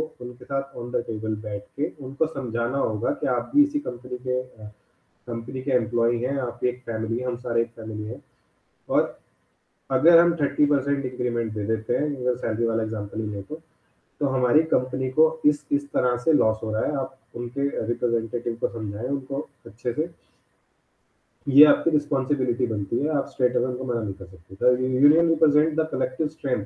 यूनियन जो होती है वो कलेक्टिव स्ट्रेंथ होती है पूरी कंपनी की, of all the individual workers. In dealing with the union, the manager must recognize and acknowledge the bargaining power of the union. मतलब आप जो बार्गेनिंग पावर है उनकी, वो क्या बोल रहे हैं, कितना वो क्या चीज मांग रहे हैं, उसको एक्नॉलेज करना होगा। वही जो मैंने आपको बताया अभी, collective strength. As a manager you should not try and block the bargaining process. आपको उनको मना नहीं करना है, और अगर वो कुछ मांग रहे हैं तो उनको आने देना है, उनके प्रपोजल को एक्सेप्ट करना है, यही बताया गया इसमें। Besides providing the correct information, you should attempt to involve the union in the process of managing the firm. आपको उनको इन्वॉल्व करना है, उनको सीधा करेक्ट इंफॉर्मेशन प्रोवाइड करने के बाद आप टेबल पर बैठकर उनको इन्वॉल्व करिए अपनी फर्म के, जो भी आपने अकाउंट से एक कंक्लूजन लिया है, आप उनको इन्वॉल्व करिए और उनको बताइए कि भाई किस हिसाब से इस कंपनी को आपके इस डिसीजन की वजह से लॉस हो रहा है या फायदा हो रहा है। The chairman of Japan Matsuhita Electric Company often makes the little speech to his workers about participative management. ये जापान की एक मत्सुहिता इलेक्ट्रिक कंपनी है जिनके मैनेजर, इनके चेयरमैन यूजुअली ये कोट बोलते हैं, ये अच्छे कोट्स हैं। Don't think I run this company. Each of you has a part to play in its management. We need the ideas, skill, and knowledge of everyone to make the reservoir of wisdom for more efficient operation, better product and service quality, and effective management. We have a good future if we can work the way. इसमें यही बोला गया है, वो बार बार अपनी company को remind करवाते रहते हैं कि हम सब एक ही है, और अगर हम सबको सक्सेसफुल होना है तो हम सबको एक मोर एफिशिएंट, बेटर प्रोडक्ट और सर्विस क्वालिटी प्रोवाइड करनी होगी विदाउट एनी इश्यूज। अब आ जाती है रिस्पॉन्सिबिलिटी टुवर्ड्स गवर्नमेंट। तो हमारी रिस्पॉन्सिबिलिटी टुवर्ड्स गवर्नमेंट जो होती है वो मेनली यही होती है कि जो हमारे कोई भी कंपनी है उसके लिए एक रूल्स ले करती है गवर्नमेंट। ये कोई मेडिसिन की कंपनी है तो उसके लिए एक अलग रूल्स होंगे, कोई कार कंपनी है तो अलग रूल्स होंगे, बाइक कंपनी है ऐसे। तो as a manager, as a firm आपको एक, जो हमने शुरू में भी डिस्कस किया था, आपको ये इंश्योर करना पड़ेगा जितने भी गवर्नमेंट ने रूल्स और रेगुलेशन बनाए हैं वो सारे हम अपनी कंपनी में फॉलो कर रहे हैं, टाइम पे टैक्सेस पे कर रहे हैं अपने। जो भी हमारे, अगर जैसे हमने ISI मार्किंग की शुरू में बात करी थी, अगर गवर्नमेंट ने कोई रूल बनाया तो हम ISI मार्किंग या कोई भी किसी भी तरह की जो गवर्नमेंट ने सर्टिफिकेशन दी हैं हम उनको यूज कर रहे हैं कि नहीं कर रहे हैं। और जो अपनी कंपनी की बैलेंस शीट है वो भी हमें गवर्नमेंट को, अगर हम किसी फॉरेन फर्म के साथ वेंचर कर रहे हैं, कंपनी की बैलेंस शीट है, वो सब कुछ हमें, अगर हमें एक अच्छी अपनी इंडस्ट्री को ग्रो करना है तो हमें गवर्नमेंट के साथ भी मिलकर चलना पड़ेगा, उनके रूल्स और रेगुलेशंस को फॉलो करना पड़ेगा। तो ये एक मैनेजर की रिस्पॉन्सिबिलिटी बनती है, मैनेजर सीनियर मैनेजर्स की रिस्पॉन्सिबिलिटी बनती है कि वो गवर्नमेंट के भी साथ मिलकर चले और उनके रूल्स और रेगुलेशन को माने। इसमें मैनेजर की क्या सोसाइटी को एक तरफ रिस्पॉन्सिबिलिटी हो सकती है, इसका कुछ आइडिया बता सकते हो आप? नहीं सर, इसका कोई आइडिया नहीं है मेरे को। अच्छा, तो सोसाइटी मतलब हम लोग, सोसाइटी का मतलब होता है जो हम हैं, जैसे कि हम कंज्यूमर्स तो हैं ही, पर हम, अगर आपके ही घर के पास अगर कोई एक इंडस्ट्री कोई फॉर्म कर देता है, तो कोई केमिकल इंडस्ट्री फॉर्म कर देता है, तो जो आसपास की सोसाइटी है हमारी, उसके लिए क्या रिस्पॉन्सिबिलिटी बनती है वो इसमें बताया जाएगा। रिस्पॉन्सिबिलिटी ये बनती है कि अगर कोई फॉर एग्जांपल लेकिन केमिकल फैक्ट्री ले लेते हैं, तो आपको पता है कि अब आपने रॉ मटेरियल से प्रोडक्ट तो बना दिया, आपने उस केमिकल से पेंट बना दिया, जो भी बना दिया, उसके बाद जो उसका जो वेस्ट मटेरियल बनता है वो कितना ज्यादा डेंजरस हो सकता है सोसाइटी के लिए। ये सारी चीजें आजकल गवर्नमेंट बहुत ज्यादा इसके लिए अवेयर होगी और बहुत सारे इंडस्ट्रीज को इसके लिए इंस्ट्रक्शन भी दी जा रही है। पर एज ए मैनेजर अब आपकी रिस्पॉन्सिबिलिटी बनती है कि आप सोसाइटी का ध्यान रखें। आप अगर आपकी इंडस्ट्री में से जो वेस्ट मटेरियल है, वेस्ट मैटर है, कोई कार्बन, आपकी इंडस्ट्री में से कोई कार्बन मटेरियल निकल रहा है, कोई गैस लीकेज हो रही है, तो आपको सारी चीजें ध्यान में रखनी पड़ेंगी। जैसे कि भोपाल ट्रेजेडी हुई थी जिसमें पॉइजनस गैस लीक हो गई थी, और उसमें थाउजेंड्स ऑफ इनोसेंट पीपल, मेरे ख्याल से भोपाल ट्रेजेडी सबने सुना हुआ है, आपने भी सुना होगा। तो उसमें क्या हुआ था कि जो पॉइजनस गैस थी वो लीक हो गई थी, और उसकी वजह से thousand of people, innocent people, वहां के आसपास के लोग मारे गए थे। तो यही एक रिस्पॉन्सिबिलिटी है कि आपकी जिस भी टाइप की इंडस्ट्री है, आपकी मेडिकल इंडस्ट्री है, केमिकल इंडस्ट्री है, आपको हर लेवल पे किसी भी फर्म में सीनियर मैनेजर्स होते हैं, लोअर मैनेजर्स होते हैं। तो अगर आप सीनियर मैनेजर हैं तो आपको अपने लोअर मैनेजर्स को इंस्ट्रक्ट करके रखना पड़ेगा कि जो भी जिस भी डिपार्टमेंट में आप काम कर रहे हैं, उस डिपार्टमेंट का, जैसे कि अगर हम भोपाल गैस ट्रेजेडी का ही लें, तो उसका जो मैनेजर होगा उनकी तरफ से कुछ ना कुछ थोड़ा सा उनकी तरफ से ध्यान नहीं रखा गया होगा, जिसकी वजह से जो पॉइजनस गैस थी वो लीक हो गई और आसपास की सोसाइटी में पूरी में लीक हो गई, और उसकी वजह से थाउजेंड्स ऑफ लोग मर गए। तो ये चीजें बहुत, मतलब एक छोटी सी चीज, एक छोटा सा ध्यान न रखने की वजह से आपकी बहुत बड़ी एक ट्रेजेडी बन सकती है। ये एक एग्जांपल था सोसाइटी की तरफ आपका क्या रिस्पॉन्सिबिलिटी होती है। The government is only now realizing the, वही मैंने जैसे आपको बताया, गवर्नमेंट अब बहुत ज्यादा एक्टिव हो गई है। The government is now only now realizing the irreparable harm which firms in pursuit of their business are causing। जो भी कोई फर्म्स हैं अपने बिजनेस को बढ़ाने के लिए वो ध्यान नहीं दे रही है, सिर्फ अपने बिजनेस बढ़ा रही है, और उनको वेस्ट प्रोडक्ट को ऐसे ही, हमने बहुत इंडिया में भी हम कितनी बार मीडिया में सुनते हैं कि जो वेस्ट प्रोडक्ट है वो किसी भी रिवर में निकाल दिया, या वेस्ट प्रोडक्ट है वो बिना किसी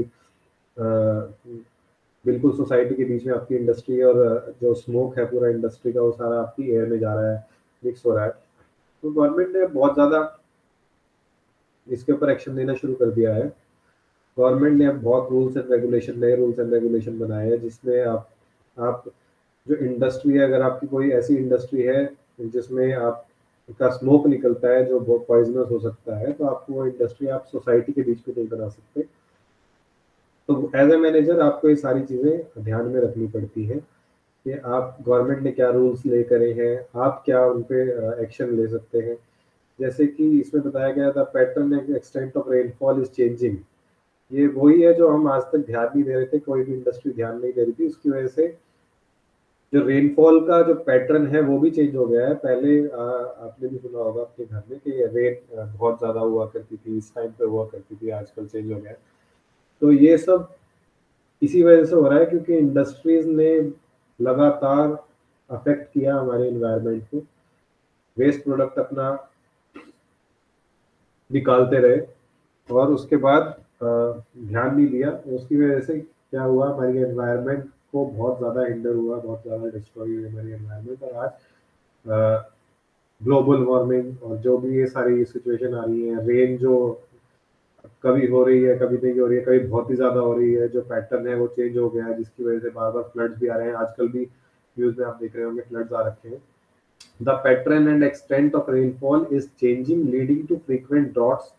कहीं पे तो सूखा पड़ जा रहा है और कहीं पे फ्लड्स आ रहे हैं। तो ये हमारी एज अ मैनेजर अब रिस्पॉन्सिबिलिटी बनती है कि हम ये ध्यान में रखें कि हमारा वेस्ट प्रोडक्ट कहाँ पर निकल रहा है, कैसे निकल रहा है। अगर हमारी कोई जैसे कि इसमें बताया है, when a firm puts up a factory it must also install. अगर आपकी कोई ऐसी फैक्ट्री है जो लकड़ी का काम कर रहे हैं जिसमें आप, तो आप श्योर है कि आप ट्रीज कट कर रहे हैं, तो आपको इंश्योर करना चाहिए कि अगर आप 15 ट्रीज कट कर रहे हैं तो उतने ही आप सैपलिंग्स भी लगा रहे हैं। सैपलिंग्स का मतलब आप छोटे प्लांट्स भी लगा रहे हैं, जिससे कि एक नेचर का जो बैलेंस है वो बना रहे। तो ये सारी रिस्पॉन्सिबिलिटी आप सोसाइटी की तरफ बनती है आपकी। मेरे ख्याल से शायद ये यूनिट कंप्लीट हो गई है। हम 5 मिनट के बाद दूसरी यूनिट शुरू करते हैं, ठीक है? ठीक है सर।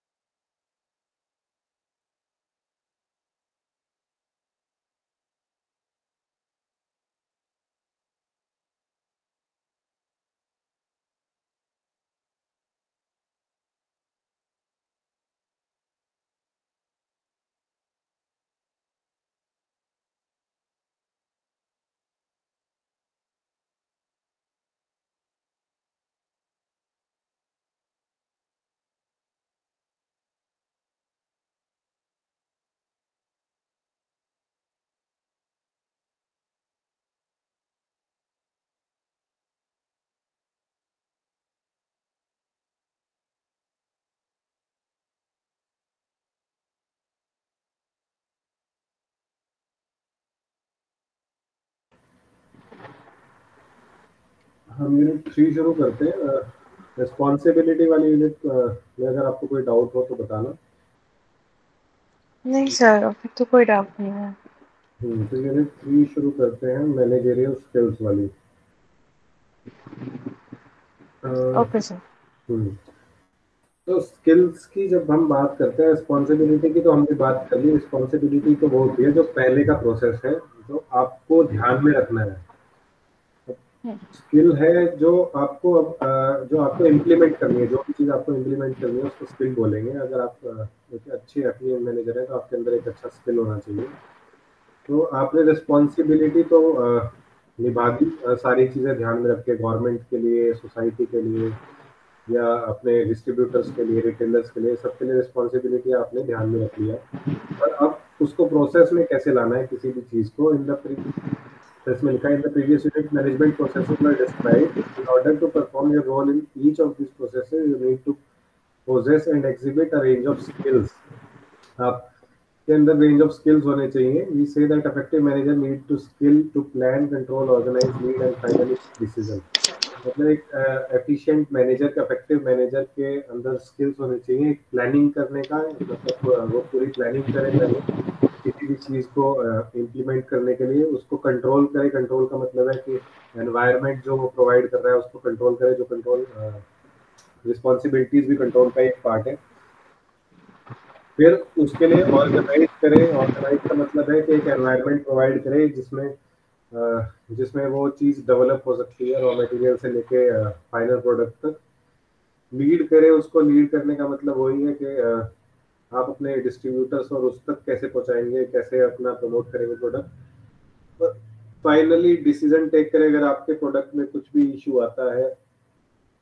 तो ये सारे स्किल, कुछ भी इशू आता है तो आप उस सिचुएशन में एकदम से क्या करेंगे, ये एक मैनेजर के स्किल्स होते हैं। ये स्किल्स आपके अंदर होने जरूरी हैं अगर आप एक एफिशिएंट मैनेजर हैं। तो अभी इस चैप्टर का नाम है मैनेजरियल स्किल्स। तो प्लानिंग स्किल्स का मतलब क्या होता है, इसमें 3.2 है प्लानिंग स्किल्स। प्लानिंग स्किल्स का मतलब क्या होता है कि आपको अपनी जो कंपटीशन है उससे एक स्टेप अहेड रहना होगा हमेशा। आपको हमेशा ये सोचना होगा कि भाई मार्केट में कौन सा प्रोडक्ट इस टाइम पे ज़रूरी नीड है और वो प्रोडक्ट नहीं है अवेलेबल। ये एक एग्जांपल हो सकता है। आपको फ्यूचर में क्या ट्रेंड आ सकता है, जैसे कि आज से 20 साल पहले अगर हम चले तो किसी को नहीं पता था कि इंटरनेट पे कोई कंपनी बन सकती है। तब 1996 से 97 में अमेजोन के जो फाउंडर हैं जेफ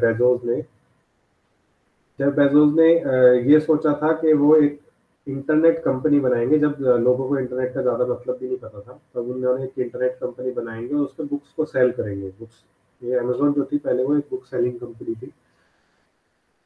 तो जब उन्होंने ये फॉरकास्ट कर लिया था, जब इंटरनेट की कोई एग्जिस्टेंस में ढंग से नहीं था, हर कंट्री में नहीं था, तब उन्होंने ये सोच लिया था कि वो एक कंपनी बनाएंगे जो इंटरनेट बेस्ड होगी और घर घर। तो ऐसे स्किल्स होना एक बहुत ही अच्छी बात होती है कि ability to forecast future environmental trends. Future में क्या होगा ये सोच लेना शुरू में ही, ये अगर एबिलिटी किसी मैनेजर के अंदर है तो ये भी उसका एक स्किल होगा। ऑब्जेक्टिव सोच लेना कंपनी के, ability to arrive the performance standards, मतलब ये सारी चीजें एक मैनेजर के अंदर एक आगे का सोचना, एक ये सारी चीजें एक स्किल्स में काउंट होती हैं मैनेजर के। और अगर किसी मैनेजर में ये है तो ये बहुत अच्छी बात है।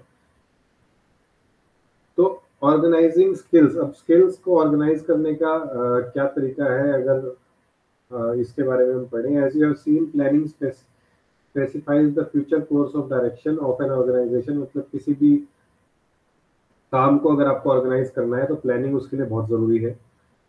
The organizing process follows the planning process, while planning specifies what will be achieved and when organizing specifies who will achieve। मतलब ये आपको प्लान करना है कि क्या अचीव करना है हमने मार्केट में, और कौन कैसे अचीव करेंगे और कौन उसको अचीव करेगा। मतलब तीन चीजें आपको ध्यान में रखनी है, क्या करना है, कैसे करना है, और उसको कौन कर सकता है। जो हमने अभी इससे पहले वीडियो में पढ़ा कि आपको आइडेंटिफाई करना है कि कौन उस काम को परफॉर्म कर सकता है।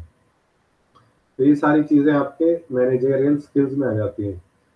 लीडिंग स्किल्स वो होता है कि आप कैसे लीड करते हैं अपनी टीम को। अगर आपकी जैसे कोई टीम है, अगर आपकी 10 बंदों की, 15 बंदों के मैनेजर हैं, आप जूनियर मैनेजर हैं जिसकी टीम है, 15 बंदों की टीम है, 20 बंदों की टीम है, तो आपके लीडिंग स्किल्स क्या हैं, आप उनको कैसे लीड करते हैं, ये बहुत ही ज़रूरी होता है। आप एक उसके लिए इन्होंने एक वैल्यू एट वर्क करके, जो अगर आप स्टडी मटेरियल में देखेंगे, तो वैल्यू एट वर्क करके इन्होंने 7 या 8 पॉइंट्स दिए हैं। इससे लीडिंग स्किल्स आप अपने डेवलप कर सकते हैं एज ए मैनेजर। आप किसी भी अपने एम्प्लॉय को रैंक कर सकते हैं इन वैल्यू एट वर्क की जो ये फील्ड है, कि वो कितना ऑनेस्ट है, कितना हार्ड वर्किंग है, कितना फ्री माइंडेड है, कितना प्रोडक्टिव है। ये सारी चीज़ें आप रैंक कर सकते हैं किसी भी एम्प्लॉय की एज ए मैनेजर। आपके अंडर जितने भी पर्सन काम करते हैं, आपको उनकी ये सारी चीज़ें रैंक करनी है एज अ मैनेजर। और उसके बाद आपको डिसाइड करना है कि आपको किस तरह से लीड करना है, कौन से आप पर्सन को आपको किस तरह से काम कराना है। If you compare your 3 rankings with your superior and subordinate, there are possibilities of difference with them. These differences have to taken into account when we deal with people and use the values that are most important to them and to motivate them to work. वही उन्हें motivate करने के लिए ये skills आपको analyse करने हैं, जो स्किल्स बताए गए हैं, और इन स्किल्स के हिसाब से आप एनालाइज करने के बाद उन्हें मोटिवेट कर सकते हैं काम करने के लिए। You will find that all that you have marked for yourself has the basis in your physical constitution, beliefs and values, some significant situation in your life, your family background। ये मतलब जो आप अपने, अगर इस बेस पे अगर आप अपने एम्प्लॉयज को अगर आप रेट करते हैं, तो आप फाइंड आउट करेंगे कि आप ये सारी चीज़ें अपनी नॉर्मल लाइफ में, अपने फैमिली बैकग्राउंड में, एज में, टेम्परामेंट में, ये सारी चीज़ें आप अपने उसमें सिमिलैरिटी फाइंड करेंगे। एटीट्यूड, और इसमें इसमें बताया गया परसेप्शन और एटीट्यूड के बारे में और कॉग्निटिव एस्पेक्ट के बारे में। तो परसेप्शन होता है किसी के बारे में भी पहले से ही प्री एज्यूम कर लेना, तो उसके बारे में परसेप्शन बना लेना। The process by which individuals organize and interpret their impressions of environment around them, hearing, seeing and smelling or feeling or tasting a stimulus come before we process and interpret it। तो वो ये किसी के बारे में पता है। Manager and subordinate for example distort messages और अदर ओपिनियंस और बिहेवियर पैटर्न। किसी के बारे में परसेप्शन बना लेना पहले से ही, उसकी रियलिटी, ऑफन द रियलिटी, उसके बारे में जाने बिना, वो भी एक अच्छे मैनेजर की पहचान नहीं है। एटीट्यूड, किसी भी पर्सन का एटीट्यूड, उसके बारे में जानना, उसकी क्या वो सोच रहा है, उसका क्या एटीट्यूड है, उसके बारे में आपको एज ए मैनेजर आपके अंदर एक स्किल होना चाहिए उसके एटीट्यूड को जानने के बारे में। और अगर आप नहीं जान पा रहे हैं, तो आप उसके साथ बैठ सकते हैं, बात कर सकते हैं, जिससे कि आपको उसके एटीट्यूड के बारे में सच में पता चले, ना कि सिर्फ आप उसको देख के प्री अज्यूम कर लें क्या एटीट्यूड है। वो कॉग्निटिव एस्पेक्ट होता है उसका, क्या उसका एटीट्यूड है अपने सबऑर्डिनेट्स की तरफ, क्या वो किसी चीज़ को डेवलप करने के लिए, किसी चीज़ को अपने सबऑर्डिनेट्स की तरफ शो इंडिविजुअल्स की तरफ आप जो आपका एम्प्लॉय है उसकी कोई कॉग्निटिव एस्पेक्ट है कि नहीं है, उसके अंदर कोई वो कुछ डेवलप करने के लिए कैपेबल है कि नहीं है। ये सारी चीज़ें भी आपको आपके स्किल में काउंट होती है। बिहेवियर, उसका बिहेवियर को जानना, ये चार्ट बताया गया है। एक लीडर जो है उसको कैसे लीडिंग स्किल्स उसके कैसे अप्लाई होते हैं मैनेजमेंट सिचुएशंस पे, उसके लिए इस चार्ट से समझ सकते हैं। लीडर का experience, background, self confidence and communicative मतलब वही बात करने की एबिलिटी किसी से भी, तो उसका सेल्फ कॉन्फिडेंस और परसेप्शन, तो किसके बारे में वो क्या सोचता है, उस पर डिपेंड, इन तीन चीज पे डिपेंड करता है ability to assess the situation और नीडेड बिहेवियर। अब इन तीन चीजों के बाद डिपेंड करता है कि आप कैसे उस सिचुएशन को असेस करते हैं, और अब इस सिचुएशन जब आपने असेस कर लिया है, तो उसके लिए अब क्या बिहेवियर चाहिए जिससे आप एफिशिएंट वर्क कर सकें। आप जब उस चीज को असेस कर लेते हैं, तो एक इन्फ्लुएंस प्रोसेस उसके बाद आप एक इन्फ्लुएंस प्रोसेस एंड मैकेनिज्म शुरू करते हैं, आप इन्फ्लुएंस करते हैं और अपने जो टास्क है उसको कंप्लीट करते हैं। Task performance of individual and और ग्रुप, मतलब अगर किसी ग्रुप की परफॉर्मेंस है या इंडिविजुअल की परफॉर्मेंस है उसको अफेक्ट होता है। मतलब लीडर के लिए ये 3 चीज़ें बहुत इंपॉर्टेंट हैं: experience, background, self confidence, communicative ability and perception about the people.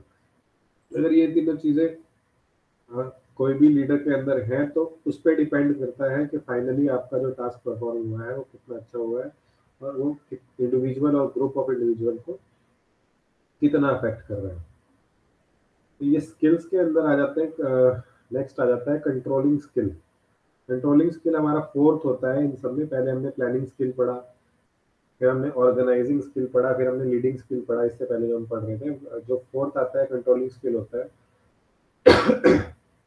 तो कंट्रोलिंग स्किल ये होता है कि the skill of controlling consist of actions and decision which managers undertake to ensure that the actual results are consistent. कोई भी manager किसी situation को कैसे कंट्रोल कर रहा है जिससे कि बार बार रिजल्ट्स हमारे कॉन्स्टेंटली इंक्रीज हो रहे हैं, जो हमारी कंपनी है वो ग्रो हो रही है पर उसे कोई नुकसान नहीं हो रहा है। In planning for organization the management sets the objectives which are the desired result for the organization to attain. Any deviation between the actual and planned result must be corrected by the management by taking appropriate actions and decision। मतलब ये इसमें बताया गया controlling skills के अंदर कि अगर आपकी जो हायर मैनेजमेंट है उसने पहले से ही आपको एक चार्ट दे दिया है कि आपको क्या क्या आपके ऑब्जेक्टिव्स हैं, आपको किस तरह उन ऑब्जेक्टिव्स को पाना है, तो आप एक उसी पैटर्न में आप अपनी कंपनी को आप एज अ मैनेजर अपने एम्प्लॉयज को चलाएंगे उसी पैटर्न में कि हमें ये हमारे ऑब्जेक्टिव्स हैं, ये हमें रिजल्ट चाहिए। पर अगर बीच में कोई भी इसमें इशू आ जाता है, क्योंकि कोई भी काम बिल्कुल करेक्टली नहीं चल सकता, कोई भी इशू आ जाता है तो आपके पास कंट्रोलिंग स्किल्स होने चाहिए। कंट्रोल, किसी भी सिचुएशन को कंट्रोल करने के स्किल्स होने चाहिए। The manager gets a feedback about the performance of the organization and accordingly take decision। Feedback के बेस पे आप डिसीजन लें, ये भी कंट्रोलिंग स्किल के अंदर आता है। He uses the motivating and leading skills to control and regulate the performance। जो हमने भी बात करी, अपनी कंट्रोलिंग स्किल्स से वो परफॉर्मेंस को रेगुलेट कर सकता है किसी भी कंपनी की। एक एग्जांपल है इसमें, you happen to be a manager of a production unit in it is a duty to check whether the target, desired results, or production of the goods in terms of output, quality, time, cost, profit have been achieved. Whenever you have failed to achieve one of the above 5 aspects, you must try to correct the situation by reorganizing। मतलब अगर आपके as a manager controlling skills क्या होते हैं, controlling skills ये होते हैं कि भाई आपको सारे एस्पेक्ट्स, जो इसमें 5 एस्पेक्ट्स के बारे में बताया गया है, वैसे बहुत सारे एस्पेक्ट्स होते हैं।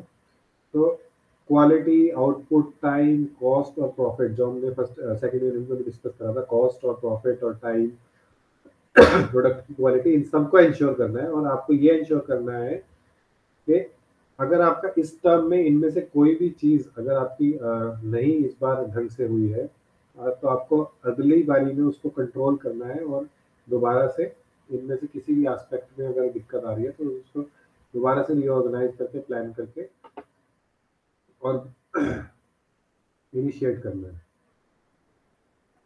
तो नेक्स्ट आता है हमारा डिसीजन मेकिंग स्किल्स, जो हमारा इसमें चार्ट में भी था। ये जो परफॉर्मेंस से पहले वाला है decision making skill. Decision making skills, ये नाम से ही अगर आप समझ जाएं तो डिसीजन मेकिंग स्किल्स वही होते हैं कि किस टाइम पे, जो हमने ये पहले भी डिस्कस करा, बहुत सारी ऐसी सिचुएशन आएंगी, कॉम्प्लेक्स सिचुएशंस आती हैं ऑर्गेनाइजेशन में, जब आप एक एक नॉर्मल एक पैटर्न फॉलो कर रहे होते हैं, जो हर बार आप 2021 में आपने एक पैटर्न फॉलो करा, आपको प्रॉफिट हुआ, 2022 में आपने वही पैटर्न फॉलो करा, आपको प्रॉफिट हुआ। पर ऐसा हो सकता है कि नेक्स्ट ईयर में किसी वजह से, जैसे कोरोना आ गया था बीच में, कोई भी नेचुरल कैलेमिटी आ गई है, कुछ भी आ गया है, तो ऐसा हो सकता है कि जो नॉर्मल प्रोसेस है वो अब काम ना करे। जैसे कि एक एजुकेशन इंडस्ट्री की ही अगर हम बात करें, तो एजुकेशन इंडस्ट्री में एकदम से जब कोरोना आया तो एकदम से सब कुछ चेंज हो गया था, क्योंकि क्लासेस अब लग नहीं सकती थी। तो उस टाइम पे ये जो डिसीजन मेकिंग स्किल्स होते हैं ये काम आते हैं। डिसीजन मेकिंग स्किल्स आपको इंस्टेंट, आपको एकदम से सिचुएशन के हिसाब से डिसीजन लेना है। तो कोरोना के टाइम पे जैसे कि एजुकेशन इंडस्ट्री में ही, जैसे इग्नो में ही एकदम से डिसीजन जो लिया गया कि हम ऑनलाइन क्लासेस शुरू करेंगे, हम ऑनलाइन सारी असाइनमेंट्स को लिया करेंगे, हम ऑनलाइन, तो जो एकदम से ऑनलाइन पे शिफ्ट होना वो एक बहुत छोटा प्रोसेस नहीं होता है, एक बहुत बड़ा प्रोसेस होता है कि आपको जो एक कन्वेंशनल आप एक तरीके से चल रहे हैं जिसमें आप पेपर एंड पेन यूज करते हैं और एकदम से आपको ऑनलाइन पे आना पड़े। आपके जो एम्प्लॉयज एज ए मैनेजर आप अगर ध्यान में रखें तो आपके एम्प्लॉयज जो है वो 10 साल से 20 साल से यूज टू थे एक फिजिकल असाइनमेंट को लेने के। अगर हम एक इग्नू का ही एग्जांपल लें तो आपके जो एम्प्लॉयज हैं वो पुराने एम्प्लॉयज थे, वो यूज टू थे कि आपके असाइनमेंट्स जो है वो फिजिकली आएंगे, फिजिकली इवेल्युएट होंगे, जो टीचर्स थे वो फिजिकली उसको चेक करेंगे। पर कोरोना के आने के बाद क्योंकि एकदम से लॉकडाउन हो गया था तो जो डिसीजन लिया गया, डिसीजन मेकिंग ली गई कि अब हम ऑनलाइन पे शिफ्ट करेंगे, तो एक मैनेजर को इंश्योर करना है कि आपको अपने एम्प्लॉयज को भी समझाना है कि आपको ऑनलाइन कैसे ये असाइनमेंट्स लेनी है, आपके अपने टीचर्स को भी समझाना है कि उनको आप इवेल्युएट कैसे करेंगे ऑनलाइन, आज तक उन्होंने इवेल्युएट नहीं करी है, एकदम से इवेल्युएट कैसे करेंगे। और आपको ये भी साथ में इंश्योर करना है कि ये सारे काम टाइम पे हो।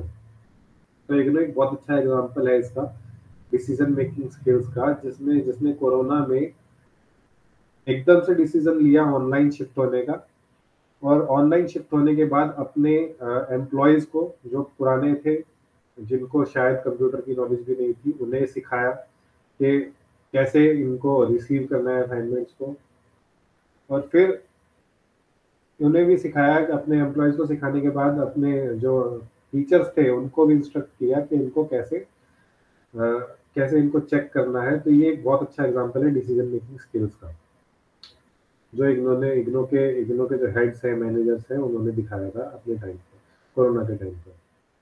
तो लेवल ऑफ मैनेजर्स जो मैंने आपको पहले भी बताया था, लेवल ऑफ मैनेजर्स में आता है किसी भी फर्म में बहुत लेवल्स होते हैं। एक सीनियर मैनेजर होते हैं, जूनियर मैनेजर होते हैं, मिडिल लेवल मैनेजर्स होते हैं, बताया गया first level manager, middle level managers और टॉप लेवल मैनेजर। तो इनकी क्या रिस्पॉन्सिबिलिटी होती है, तो टॉप से शुरू करते हैं। The top level managers are small group of policy makers and responsible for overall strategic management of organization. Top level managers वो होते हैं जो मेन डिसीजंस लेते हैं किसी भी फर्म के। जैसे कि कोई भी अगर फर्म है तो उसका एक रोड मैप, एक चार्ट, एक बड़ा चार्ट बनाते हैं कि हमें अगले 1 साल 2 साल 3 साल में क्या करना है, कैसे करना है, एक ऑब्जेक्टिव बताते हैं पूरा एक। और सब, और वो अपने प्रेसिडेंट और सीईओ, चीफ एग्जीक्यूटिव ऑफिसर होते हैं, उनके साथ मिलकर काम करते हैं, जो टॉप मैनेजमेंट लेवल होती है। टॉप मैनेजमेंट लेवल के बाद आती है middle level manager. Middle level manager वो होते हैं जिनके अंडर टीम्स होती हैं। जैसे एक, अगर हम स्मॉल लेवल मैनेजर की बात करें जिसके अंदर 15 लोग हैं, 15 पर्सन है, तो जो मिडल लेवल मैनेजर हैं उनके अंडर ऐसे जो स्मॉल लेवल मैनेजर हैं वो 10 या 15 स्मॉल लेवल मैनेजर्स होते हैं। तो अब टॉप लेवल मैनेजमेंट जब कोई डिसीजन लेती है तो उसको मिडिल लेवल मैनेजर्स को बताया जाता है, ये हायरार्की में चलते हैं। मिडिल लेवल मैनेजर्स क्या करते हैं, जैसे these managers are those with the number of responsibility and linking and connective activities। यही मिडिल लेवल मैनेजर्स होते हैं जिनकी और जो लिंकिंग एक्टिविटी, कनेक्टिंग का मतलब है जो आसपास की फर्म्स हैं या आसपास के आपके डिस्ट्रीब्यूटर्स हैं, जो मेन जिनके लिंक होते हैं वो होते हैं मिडिल लेवल मैनेजर्स, जिनके डिस्ट्रीब्यूटर्स से लिंक होते हैं, जिनके स्टेट, किसी भी स्टेट के बड़े हेड हैं उनसे जो लिंक होते हैं, जिससे वो अपने प्रोडक्ट को बेच पाए या अपने प्रोडक्ट को उस स्टेट में या किसी सिटी में ढंग से पहुंचा पाए। तो इनके मिडिल लेवल मैनेजर्स वहाँ पे आते हैं। They direct the activities of the first level managers. अपने फर्स्ट लेवल मैनेजर्स यानी कि जो पहले जो स्मॉल मैनेजर्स होते हैं उनको डायरेक्ट करते हैं। और middle level managers with the principal of schools, ग्राम सर्वर, ये एक एग्जांपल है मिडिल लेवल मैनेजर का। फॉर एग्जांपल है डिस्ट्रिक्ट एजुकेशन ऑफिसर, कोई भी डिस्ट्रिक्ट एजुकेशन ऑफिसर है वो भी एक मिडिल लेवल मैनेजर है। ब्लॉक डेवलपमेंट ऑफिसर या फिर प्रिंसिपल ऑफ स्कूल एक मिडिल लेवल मैनेजर है, या ग्राम सर्वर्स reporting to the district education officer. ये सब वो लोग हैं जो लोअर मैनेजर्स को ऑर्डर्स देते हैं। और लोअर फर्स्ट लेवल मैनेजर्स वो होते हैं जिनके अंदर जो मेन जिनके अंडर एम्प्लॉयज होते हैं और जो मेन आपका इम्प्लीमेंट करते हैं किसी भी कंपनी का। ये जो फर्स्ट लेवल मैनेजर्स होते हैं वो आगे बताते हैं कि आप एम्प्लॉयज को ध्यान में रखते हैं और उनको बताते हैं कि क्या काम करना है, कैसे इम्प्लीमेंट करना है, और इनको ही डिसीजन लेना होता है कि किसको एम्प्लॉय को क्या काम देना है। जैसे इसमें एग्जांपल बताया गया है, the superintendent of the office supervising the work of typist, dispatch clerk etcetera. मतलब डिस्पैच क्लर्क कौन है, उसको सुपरवाइज करना, टाइपिस्ट कौन है, उसको टाइपिंग का काम देना, belongs to the category in the industry it is foreman who is the direct contact with the rank and file workers। मतलब जो लास्ट हमारे वर्कर्स हैं, जो कोई टाइपिस्ट है, कोई डिस्पैच क्लर्क है, कोई कुछ है, कोई किसी की पोस्ट कुछ है, उनको मैनेज करने वाले होते हैं फर्स्ट लेवल मैनेजर्स। जो हायर टॉप लेवल मैनेजर्स से आती है मिडिल लेवल मैनेजर्स पे, मिडिल लेवल मैनेजर्स से आती है फर्स्ट लेवल मैनेजर्स पे, middle level managers first level managers को डायरेक्ट करते हैं, और फर्स्ट लेवल मैनेजर्स अपने एम्प्लॉयज को आके डायरेक्ट करते हैं जो भी डिसीजन होते हैं, और उन्हें एट द टाइम डिसीजन लेने पड़ते हैं। अब स्किल्स क्या नीडेड है हर लेवल पे वो बताया गया है। The managerial skills at various levels. मतलब हमने अभी लेवल की बात करी, first level, second level, third level, fourth level. अब किस लेवल पे क्या स्किल की जरूरत पड़ती है ये बताया गया है इसमें 3.8 में, the managerial skills at various levels. तो टेक्निकल पे हम चलते हैं 3.8.1। It is the ability to work with the resources in a particular area of expertise. A surgeon must know how to do a surgery. An accountant must know how to keep the accounts. Without a technical skill, one is not able to manage the work effectively. The first line supervisor in the manufacturing industry need a greater knowledge about the technical aspects of the job compared to his top boss. In a small manufacturing organization, even the top boss who owns the company needs to know a lot of technical skills. मुझे बताया गया कि अगर कोई बहुत बड़े level की company है तो उसमें एक जो कंसल्ट एक अकाउंटेंट है उसको पता होना चाहिए कि भाई वो अकाउंट्स को कैसे कीप करेगा। अगर कोई सर्जन है तो उसको पता होना चाहिए वो कैसे सर्जरी करेगा। ये होती है टेक्निकल स्किल्स। अगर सर्जन है तो उसका टेक्निकल स्किल है सर्जरी है, तो अकाउंटेंट है तो उसका टेक्निकल स्किल है अकाउंटेंट। तो अगर कोई स्मॉल लेवल इंडस्ट्री है तो उसमें ये स्किल्स के बारे में नॉलेज होनी चाहिए टॉप लेवल तक, यानी कि कंपनी के हेड तक। अगर कोई छोटी सी फर्म है जिसमें 30 से 40 लोग हैं तो टेक्निकल स्किल्स कंपनी के हेड को भी आने चाहिए, और जिससे कि वो एफिशिएंटली कंपनी को वर्क कर सके। पर अगर एक बड़ी फर्म है जिसमें जो एक बॉस है वो हर चीज के बारे में ध्यान नहीं रख सकता, तो उसमें जो इमीडिएट मैनेजर होता है यानी कि फर्स्ट लाइन मैनेजर होता है उसको वो स्किल जरूर आना चाहिए। अगर कोई मैनेजर है जो एक अकाउंट्स का काम कर रहा है, उसका मैनेजर है अकाउंट्स के हेड है कोई, तो जो अकाउंट्स का हेड है उसको भी अकाउंट्स की नॉलेज होनी चाहिए, तभी वो अपने वर्कर्स से ढंग से काम करवा पाएगा। ये है टेक्निकल। अब ह्यूमन पे चलते हैं 3.8.2 पे, human skill. Human skill is the manager's ability to work effectively as a group member and build cooperative effect within the team he leads। मतलब ह्यूमन स्किल का मतलब होता है कि साथ मिलकर काम करना। Every managerial level requires managers to interact with other people. ये हमने शुरू में बात की थी कि कोई भी मैनेजर हो उसको उसको managers have to interact with other people. अपने जो एम्प्लॉयज हैं उनके साथ इंटरेक्ट करना होगा, बार बार इंटरेक्ट करना होगा, जिससे वो एफिशिएंटली काम कर पाए। The first level manager is involved on regular basis with personal problems and live events of many of non-managers. It is therefore natural that he or she must be able to work through these personal situations। यानी कि जो first level managers होते हैं उन्हीं को ही पता होगा कि उनके एम्प्लॉयज को कोई पर्सनल इशू है, कोई जो हमने फर्स्ट सेकंड यूनिट में पढ़ा था कि कोई पर्सनल इशू इस टाइप पे चल रहा है, वो रिकॉग्नाइज करना पड़ेगा उसको, और उसके हिसाब से अपना बिहेवियर चेंज करके अपने एक्शंस लेने पड़ेंगे। आपके जो ह्यूमन स्किल्स हैं वो ही हेल्प करेंगे आपको एक एटमॉस्फेयर बिल्ड करने पे, जिससे कि आप एक एफिशिएंट कंपनी बना पाए, एक एफिशिएंट एनवायरनमेंट बना पाएंगे जो आपकी कंपनी को एट द एंड फायदा करेगा। Your human skill becomes continuous and natural activity with you, so that whatever you say or do leaves an effect on your associate। जो भी आप बोलते हैं एज अ मैनेजर वो अफेक्ट करता है आपके जो सबॉर्डिनेट्स हैं, आपके जो एम्प्लॉयज हैं। तो आपको बहुत ही सोच समझकर बोलना होगा आप अपने एम्प्लॉयज से, अपने सबॉर्डिनेट से, जिससे क्योंकि every action of you will have an effect, a lifetime effect on the workers working working with you. तो थर्ड स्किल पे आते हैं, कॉन्सेप्चुअल। कॉन्सेप्चुअल स्किल का एक भी बड़ा अच्छा डायग्राम बताया गया है इसमें। तो दोनों तरफ इसमें एनवायरनमेंट बताया गया है। एनवायरनमेंट का मतलब है आपको एक एनवायरनमेंट क्रिएट करनी है जिस जिस एनवायरनमेंट में जो आपके एम्प्लॉयज हैं वो ढंग से काम कर पाए। This skill means the ability to see the organization as a whole, and it includes recognizing how the various functions of organization depend on one another। मतलब conceptual skill ये है कि आपको as a manager you should have the ability to coordinate and integrate with variety of factors। आपके as a manager concepts आपकी company के बारे में आपको conceptually क्लियर होना चाहिए। आपको पता होना चाहिए कि आप अपनी कंपनी को एज अ होल कैसे कोऑर्डिनेट कर सकते हैं। इस डायग्राम के थ्रू हम समझते हैं। एनवायरनमेंट जो इनपुट्स है हमारे वो है ह्यूमन, लेबर मैनेजर्स एंड को मैनेजर्स। डेटा जो रेलेवेंट इंफॉर्मेशन है about the competition and client. मतलब हमारे जो मैनेजर्स हैं उनके पास एक डेटा होना चाहिए कि हमारे क्लाइंट्स क्या कर रहे हैं, हमारे कंपटीशन क्या कर रहे हैं।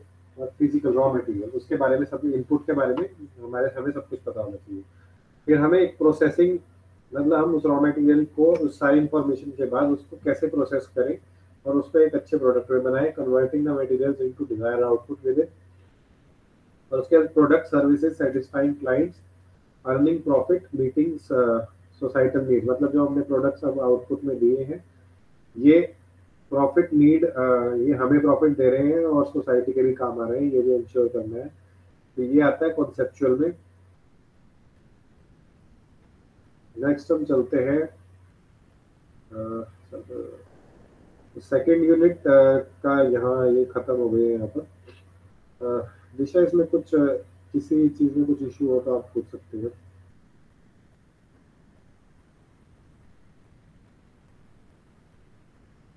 Disha, I am Audible?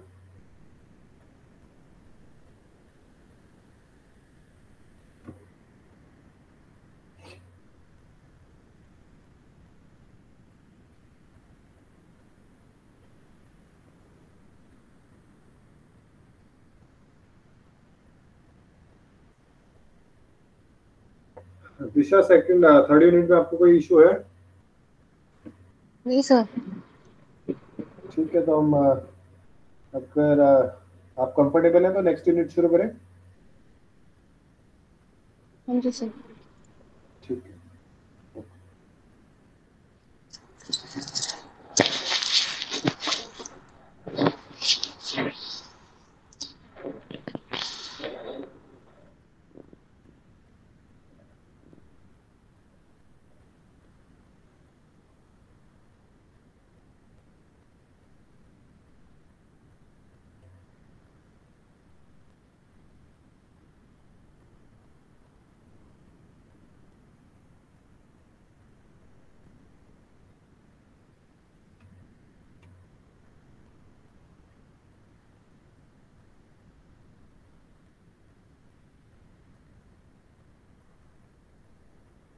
Yogesh, आप भी पीजीटी पीएसएम के स्टूडेंट हैं?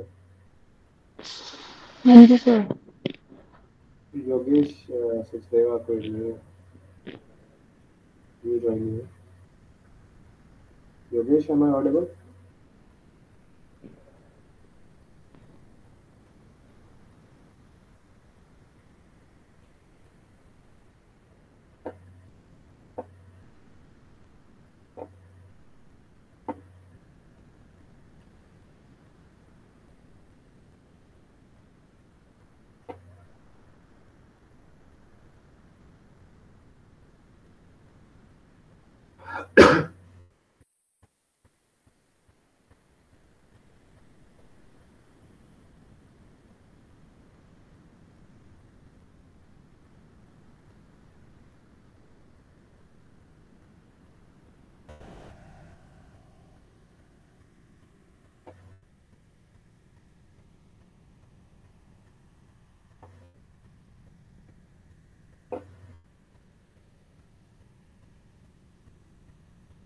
तो हम फोर्थ यूनिट शुरू करते हैं। एक छोटी सी यूनिट है आज के लिए, मेरे ख्याल से ये कंक्लूड करने के लिए बहुत होगी। इसका नाम है planning process.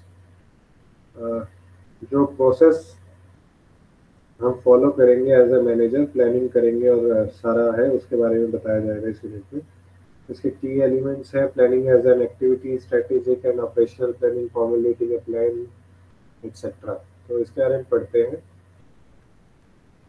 The previous two units discuss the various concepts of organization structure and design or managerial communication for understanding the issues of management functions and behavior. To be effective, the manager needs to make proper planning for better utilization of human resource. The unit helps the learn understand concept of planning and issues involved. वही हमने पिछली दो unit में पढ़ा कि भाई कैसे हम बेटर यूटिलाइज कर सकते हैं, प्रॉपर प्लानिंग कर सकते हैं एज ए मैनेजर अपने जो रिसोर्सेज हैं उनको यूटिलाइज करने के लिए। Planning as an activity क्या है? Planning is a household word today. Perhaps there is no sphere of activity where planning is not used. मतलब हर जगह planning use होती है as a context other these days.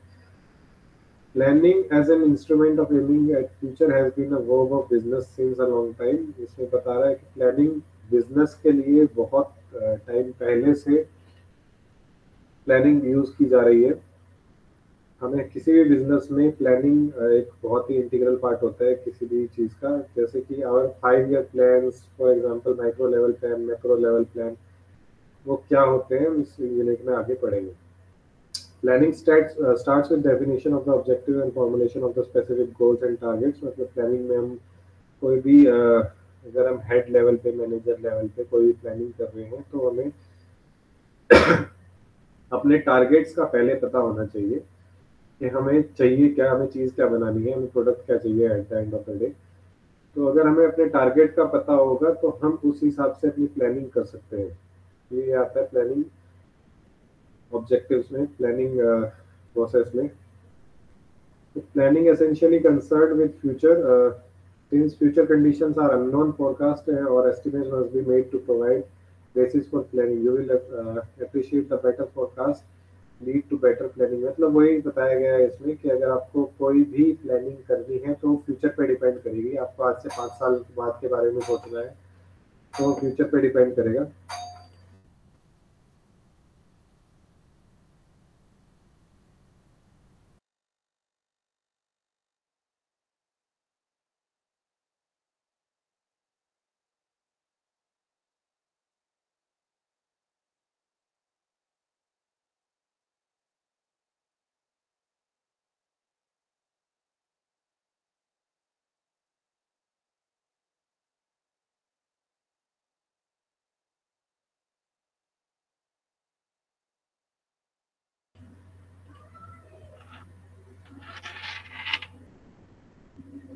तो फ्यूचर पे depend करेगा। कोई भी अगर आप हमें प्लानिंग करनी है, अपना कोई प्रोडक्ट बनाना है, तो अगर हमें ये सोचना है, जैसे कि जेफ बेजोस का मैंने एग्जांपल दिया था, अगर ये बनाना है कि हमें 5 साल बाद क्या प्रोडक्ट मार्केट में काम करेगा, तो उसके लिए एक प्रॉपर प्लानिंग, उसके बाद एक हमें एक रिसोर्स पर्सन चाहिए जो हमें फीडबैक दे कि आजकल सोसाइटी में क्या चल रहा है और क्या काम क्या लोग किस तरह से सोच रहे हैं।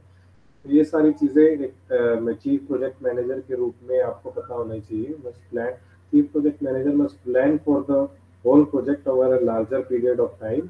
Similarly, a multinational company top management must plan over longer time frame for a worldwide market. कोई भी मल्टीनेशनल कंपनी है तो उसे वर्ल्ड वाइड मार्केट के हिसाब से एक लॉन्गर प्लान बना, उसकी टॉप मैनेजमेंट को एक लॉन्गर प्लान बनाना होगा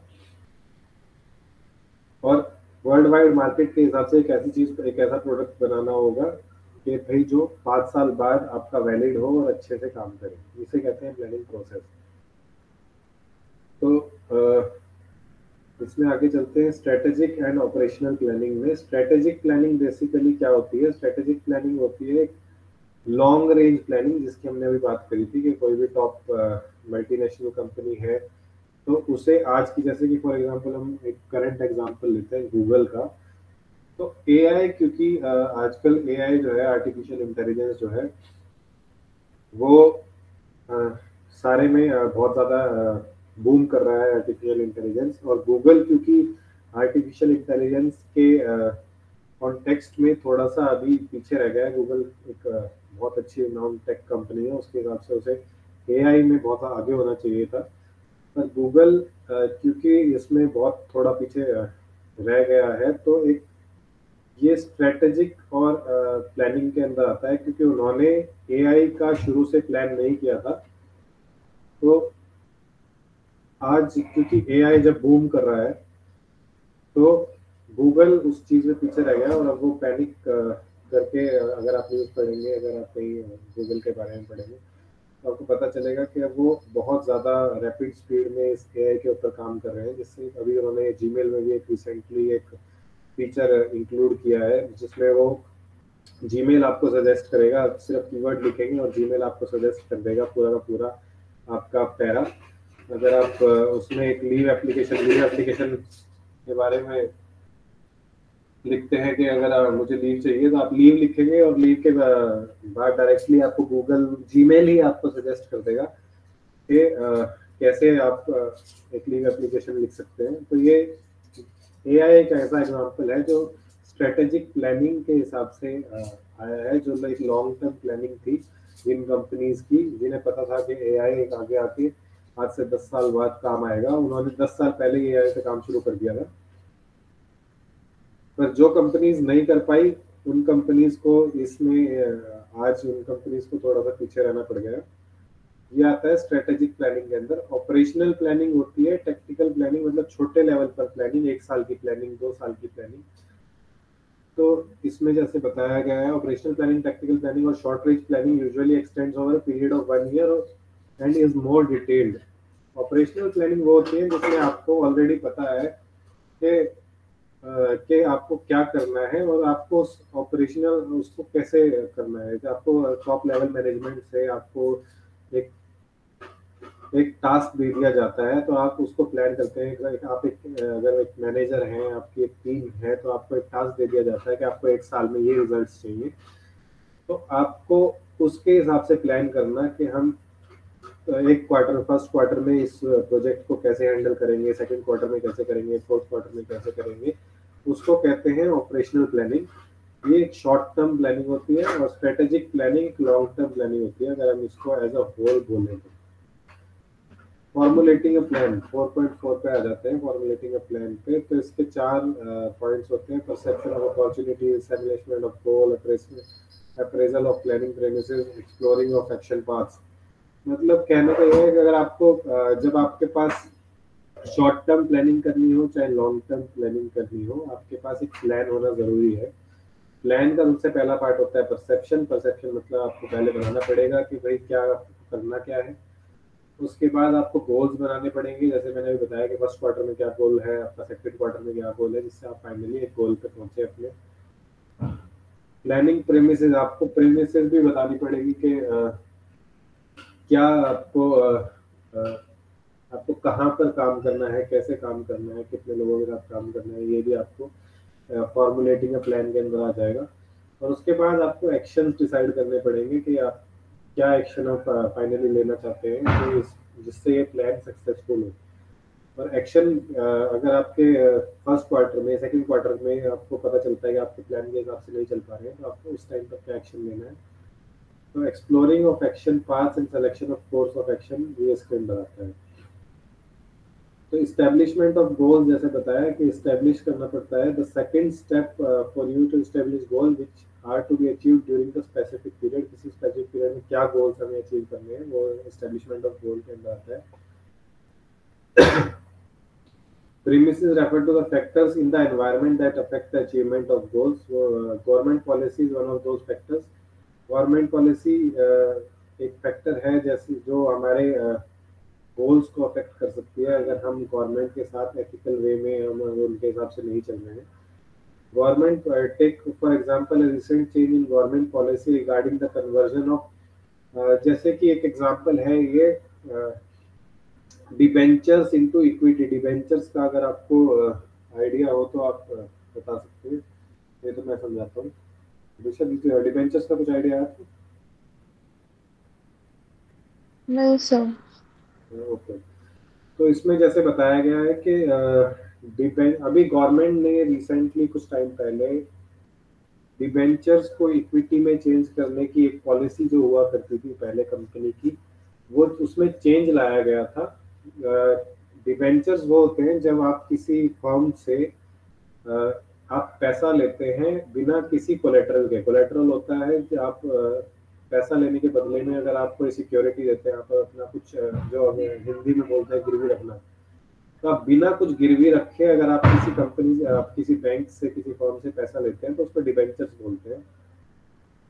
तो गवर्नमेंट ने सडनली एक पॉलिसी चेंज की थी कुछ टाइम पहले, कुछ साल पहले, जिसमें डिबेंचर्स को इक्विटी में कन्वर्ट करने का जो एक रूल फॉर्मूला हुआ करता था वो उन्होंने चेंज कर दिया था, जिसकी वजह से बहुत सारी इंडस्ट्रीज को फर्क पड़ा था, क्योंकि उन्होंने पहले से इसके बारे में प्लान नहीं करा था। प्लानिंग प्रेमिसेस जो है, जिस टॉपिक के बारे में बात कर रहे हैं, इन्होंने गवर्नमेंट क्या सिचुएशन में आगे लाने वाली है इसके बारे में पहले से प्लान नहीं करा था, जिसकी वजह से डिबेंचर्स को इक्विटी में चेंज जो करने की एक पॉलिसी थी वो चेंज हुई, और चेंज होने के एकदम बाद बहुत सारी कंपनीज को लॉस हुआ, जिसका एक बहुत बड़ा एग्जांपल है रिलायंस, जो इसमें आपने बताया भी गया है। जो रिलायंस इंडस्ट्रीज थी वो फेल हो गई सिर्फ इस वजह से क्योंकि उन्होंने डिबेंचर्स इनटू इक्विटी की जो कन्वर्जन होती है उसके बारे में पहले से प्लान, उसके बारे में गवर्नमेंट कुछ नया लाने वाली है, कुछ चेंज करने वाली है, इसका प्लान पहले से नहीं करा हुआ था। तो ये चीजें आपको पहले से प्लान करनी पड़ेंगी कि गवर्नमेंट किस तरह काम कर रही है, गवर्नमेंट क्या नया लाने वाली है, जिससे आपकी कंपनी को आगे नुकसान ना हो। Explore and determine action paths, अपने एक्शन जो आप लेने वाले हैं, major steps required to reach the objective, ये सारी चीजें हम डिस्कस कर चुके हैं। ऑर्गेनाइजेशन यूनिट और personnel responsible for each step, sequence and timing of each step, ये सारी चीजें हम ऑलरेडी डिस्कस कर चुके हैं। एज ए मैनेजर आपको ये सारी चीजें ध्यान में रखनी है कि किस स्टेप पे क्या आपको काम करना है, क्या आपकी रिस्पॉन्सिबिलिटी है। तो बिजनेस एनवायरनमेंट के बारे में बात करते हैं आगे। बिजनेस एनवायरनमेंट वही है टोटली जो रेफर करती है कि भाई political, economic, social, culture, technological conditions क्या हैं आपकी, that affect the formulation of plan. मतलब आप कोई भी, अगर आपने बिजनेस में कोई भी प्लान बना रहे हैं तो उसकी economic, political, social, culture, technological जो भी चीजें हैं वो सारी चीजें आपको ध्यान, एनवायरनमेंट मतलब पूरे एनवायरनमेंट का ध्यान रखना पड़ेगा कि क्या चीजें क्या अफेक्ट कर रही हैं आपके प्रोडक्ट को फाइनली उतरने के लिए। कैपिटल इन्वेस्टमेंट होता है, कैपिटल इन्वेस्टमेंट कमेटी इसमें बताया गया है। Business enterprises today need large investment, capital investment, and an investment once based is fixed asset tends to have long run influence on future plan of the investment made and cannot be। तो ये बताया गया है कि आप जो कोई भी बिजनेस है उसको कैपिटल की इन्वेस्टमेंट चाहिए ही चाहिए होती है, और लार्ज कैपिटल इन्वेस्टमेंट चाहिए होती है। कैपिटल इन्वेस्टमेंट जब लॉन्ग रन में आपके जो बिजनेस है उसको इन्फ्लुएंस करती है, और जितनी भी डिमांड्स आती हैं, जितना भी अपना जो भी कस्टमर की डिमांड्स होती हैं उसमें बहुत ज़्यादा अफेक्ट करता है कैपिटल इन्वेस्टमेंट।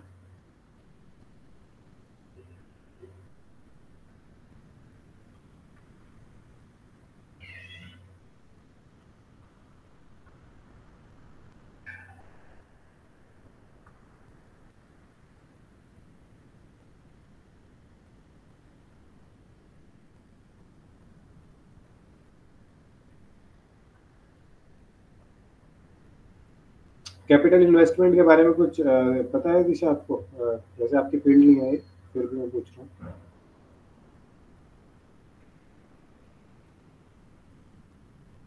नहीं सर, मेरे को कोई आइडिया नहीं है तो मैं तभी कैपिटल इन्वेस्टमेंट के बारे में बताता हूँ, नहीं तो आपको समझ नहीं आएगा। कैपिटल इन्वेस्टमेंट वो होता है जो पैसा इन्वेस्ट हो रहा है किसी कंपनी में लॉन्ग टर्म के लिए। इसको ये भी बोल सकते हैं the expenditure of money to fund the company long term growth. मतलब किसी भी कंपनी की लॉन्ग टर्म ग्रोथ के लिए जो एक्सपेंडिचर लग रहा है उसको कैपिटल इन्वेस्टमेंट बोलते हैं। तो कैपिटल इन्वेस्टमेंट हमें फोरकास्ट करना पड़ता है कि हमें क्या, हमारी कंपनी में कितना पैसा लग जाएगा, कितना लॉन्ग टर्म के लिए कितना पैसा लग सकता है, और उसी हिसाब से हमें प्लान बनाने पड़ेंगे। इसको कहते हैं कैपिटल इन्वेस्टमेंट। नेक्स्ट आ जाता है values and policies of top management. The plans formulated and action taken by managers in an organization are immensely affected by the values attached top management holding a good belief is not likely, इसका मतलब है well जो top management है आपकी किसी भी large scale या small scale industry की जो टॉप मैनेजमेंट है उसको एक अपने नीचे अपने जो first level manager second level managers के ऊपर बिलीव रखना होगा, अपने एम्प्लॉयज के ऊपर बिलीव रखना होगा। कोई भी कंपनी चलती है तो बिलीव के ऊपर चलती है कि आपके एम्प्लॉयज कैसे काम कर रहे हैं, और ये बिलीव म्यूचुअल होता है। आपको एम्प्लॉयज को भी अपनी कंपनी पे म्यूचुअली बिलीव करना होगा और टॉप मैनेजमेंट को भी म्यूचुअली बिलीव करना चाहिए, और उसी की वजह से एक कंपनी का एक अच्छा ग्रोथ होता है। While drawing up a plan, you should give attention to the needs of the organization, not only in terms of number and kind of personnel required, but also the change in organization structure required for the effective implementation। कोई भी plan बनाने के time top management को ये ध्यान रखना है कि ऑर्गेनाइजेशन को इससे क्या फायदा हो रहा है, इसके लिए इन ऑर्गेनाइजेशन को कितने पर्सन रिक्वायर्ड होंगे, और इसके लिए अगर हम ये इम्प्लीमेंट करते हैं कोई भी चीज़ तो उसके लिए हमें अपनी ऑर्गेनाइजेशन के स्ट्रक्चर में क्या चेंज करना पड़ेगा, ये सारी चीज़ें भी टॉप मैनेजमेंट को ही ध्यान रखनी पड़ती है। ये यूनिट यहाँ पर ओवर हो गई है, थर्ड यूनिट आज हम यहीं तक करेंगे। अगर आपको कुछ इशू है तो आप बता सकते हो। नहीं सर, अभी तो कोई इशू नहीं है। ठीक है दिशा, आप लीव कर सकते हैं चाहे तो। आज थर्ड यूनिट फोर्थ यूनिट तक ही करेंगे, कल करेंगे next. Thank you sir. Okay, have a good day.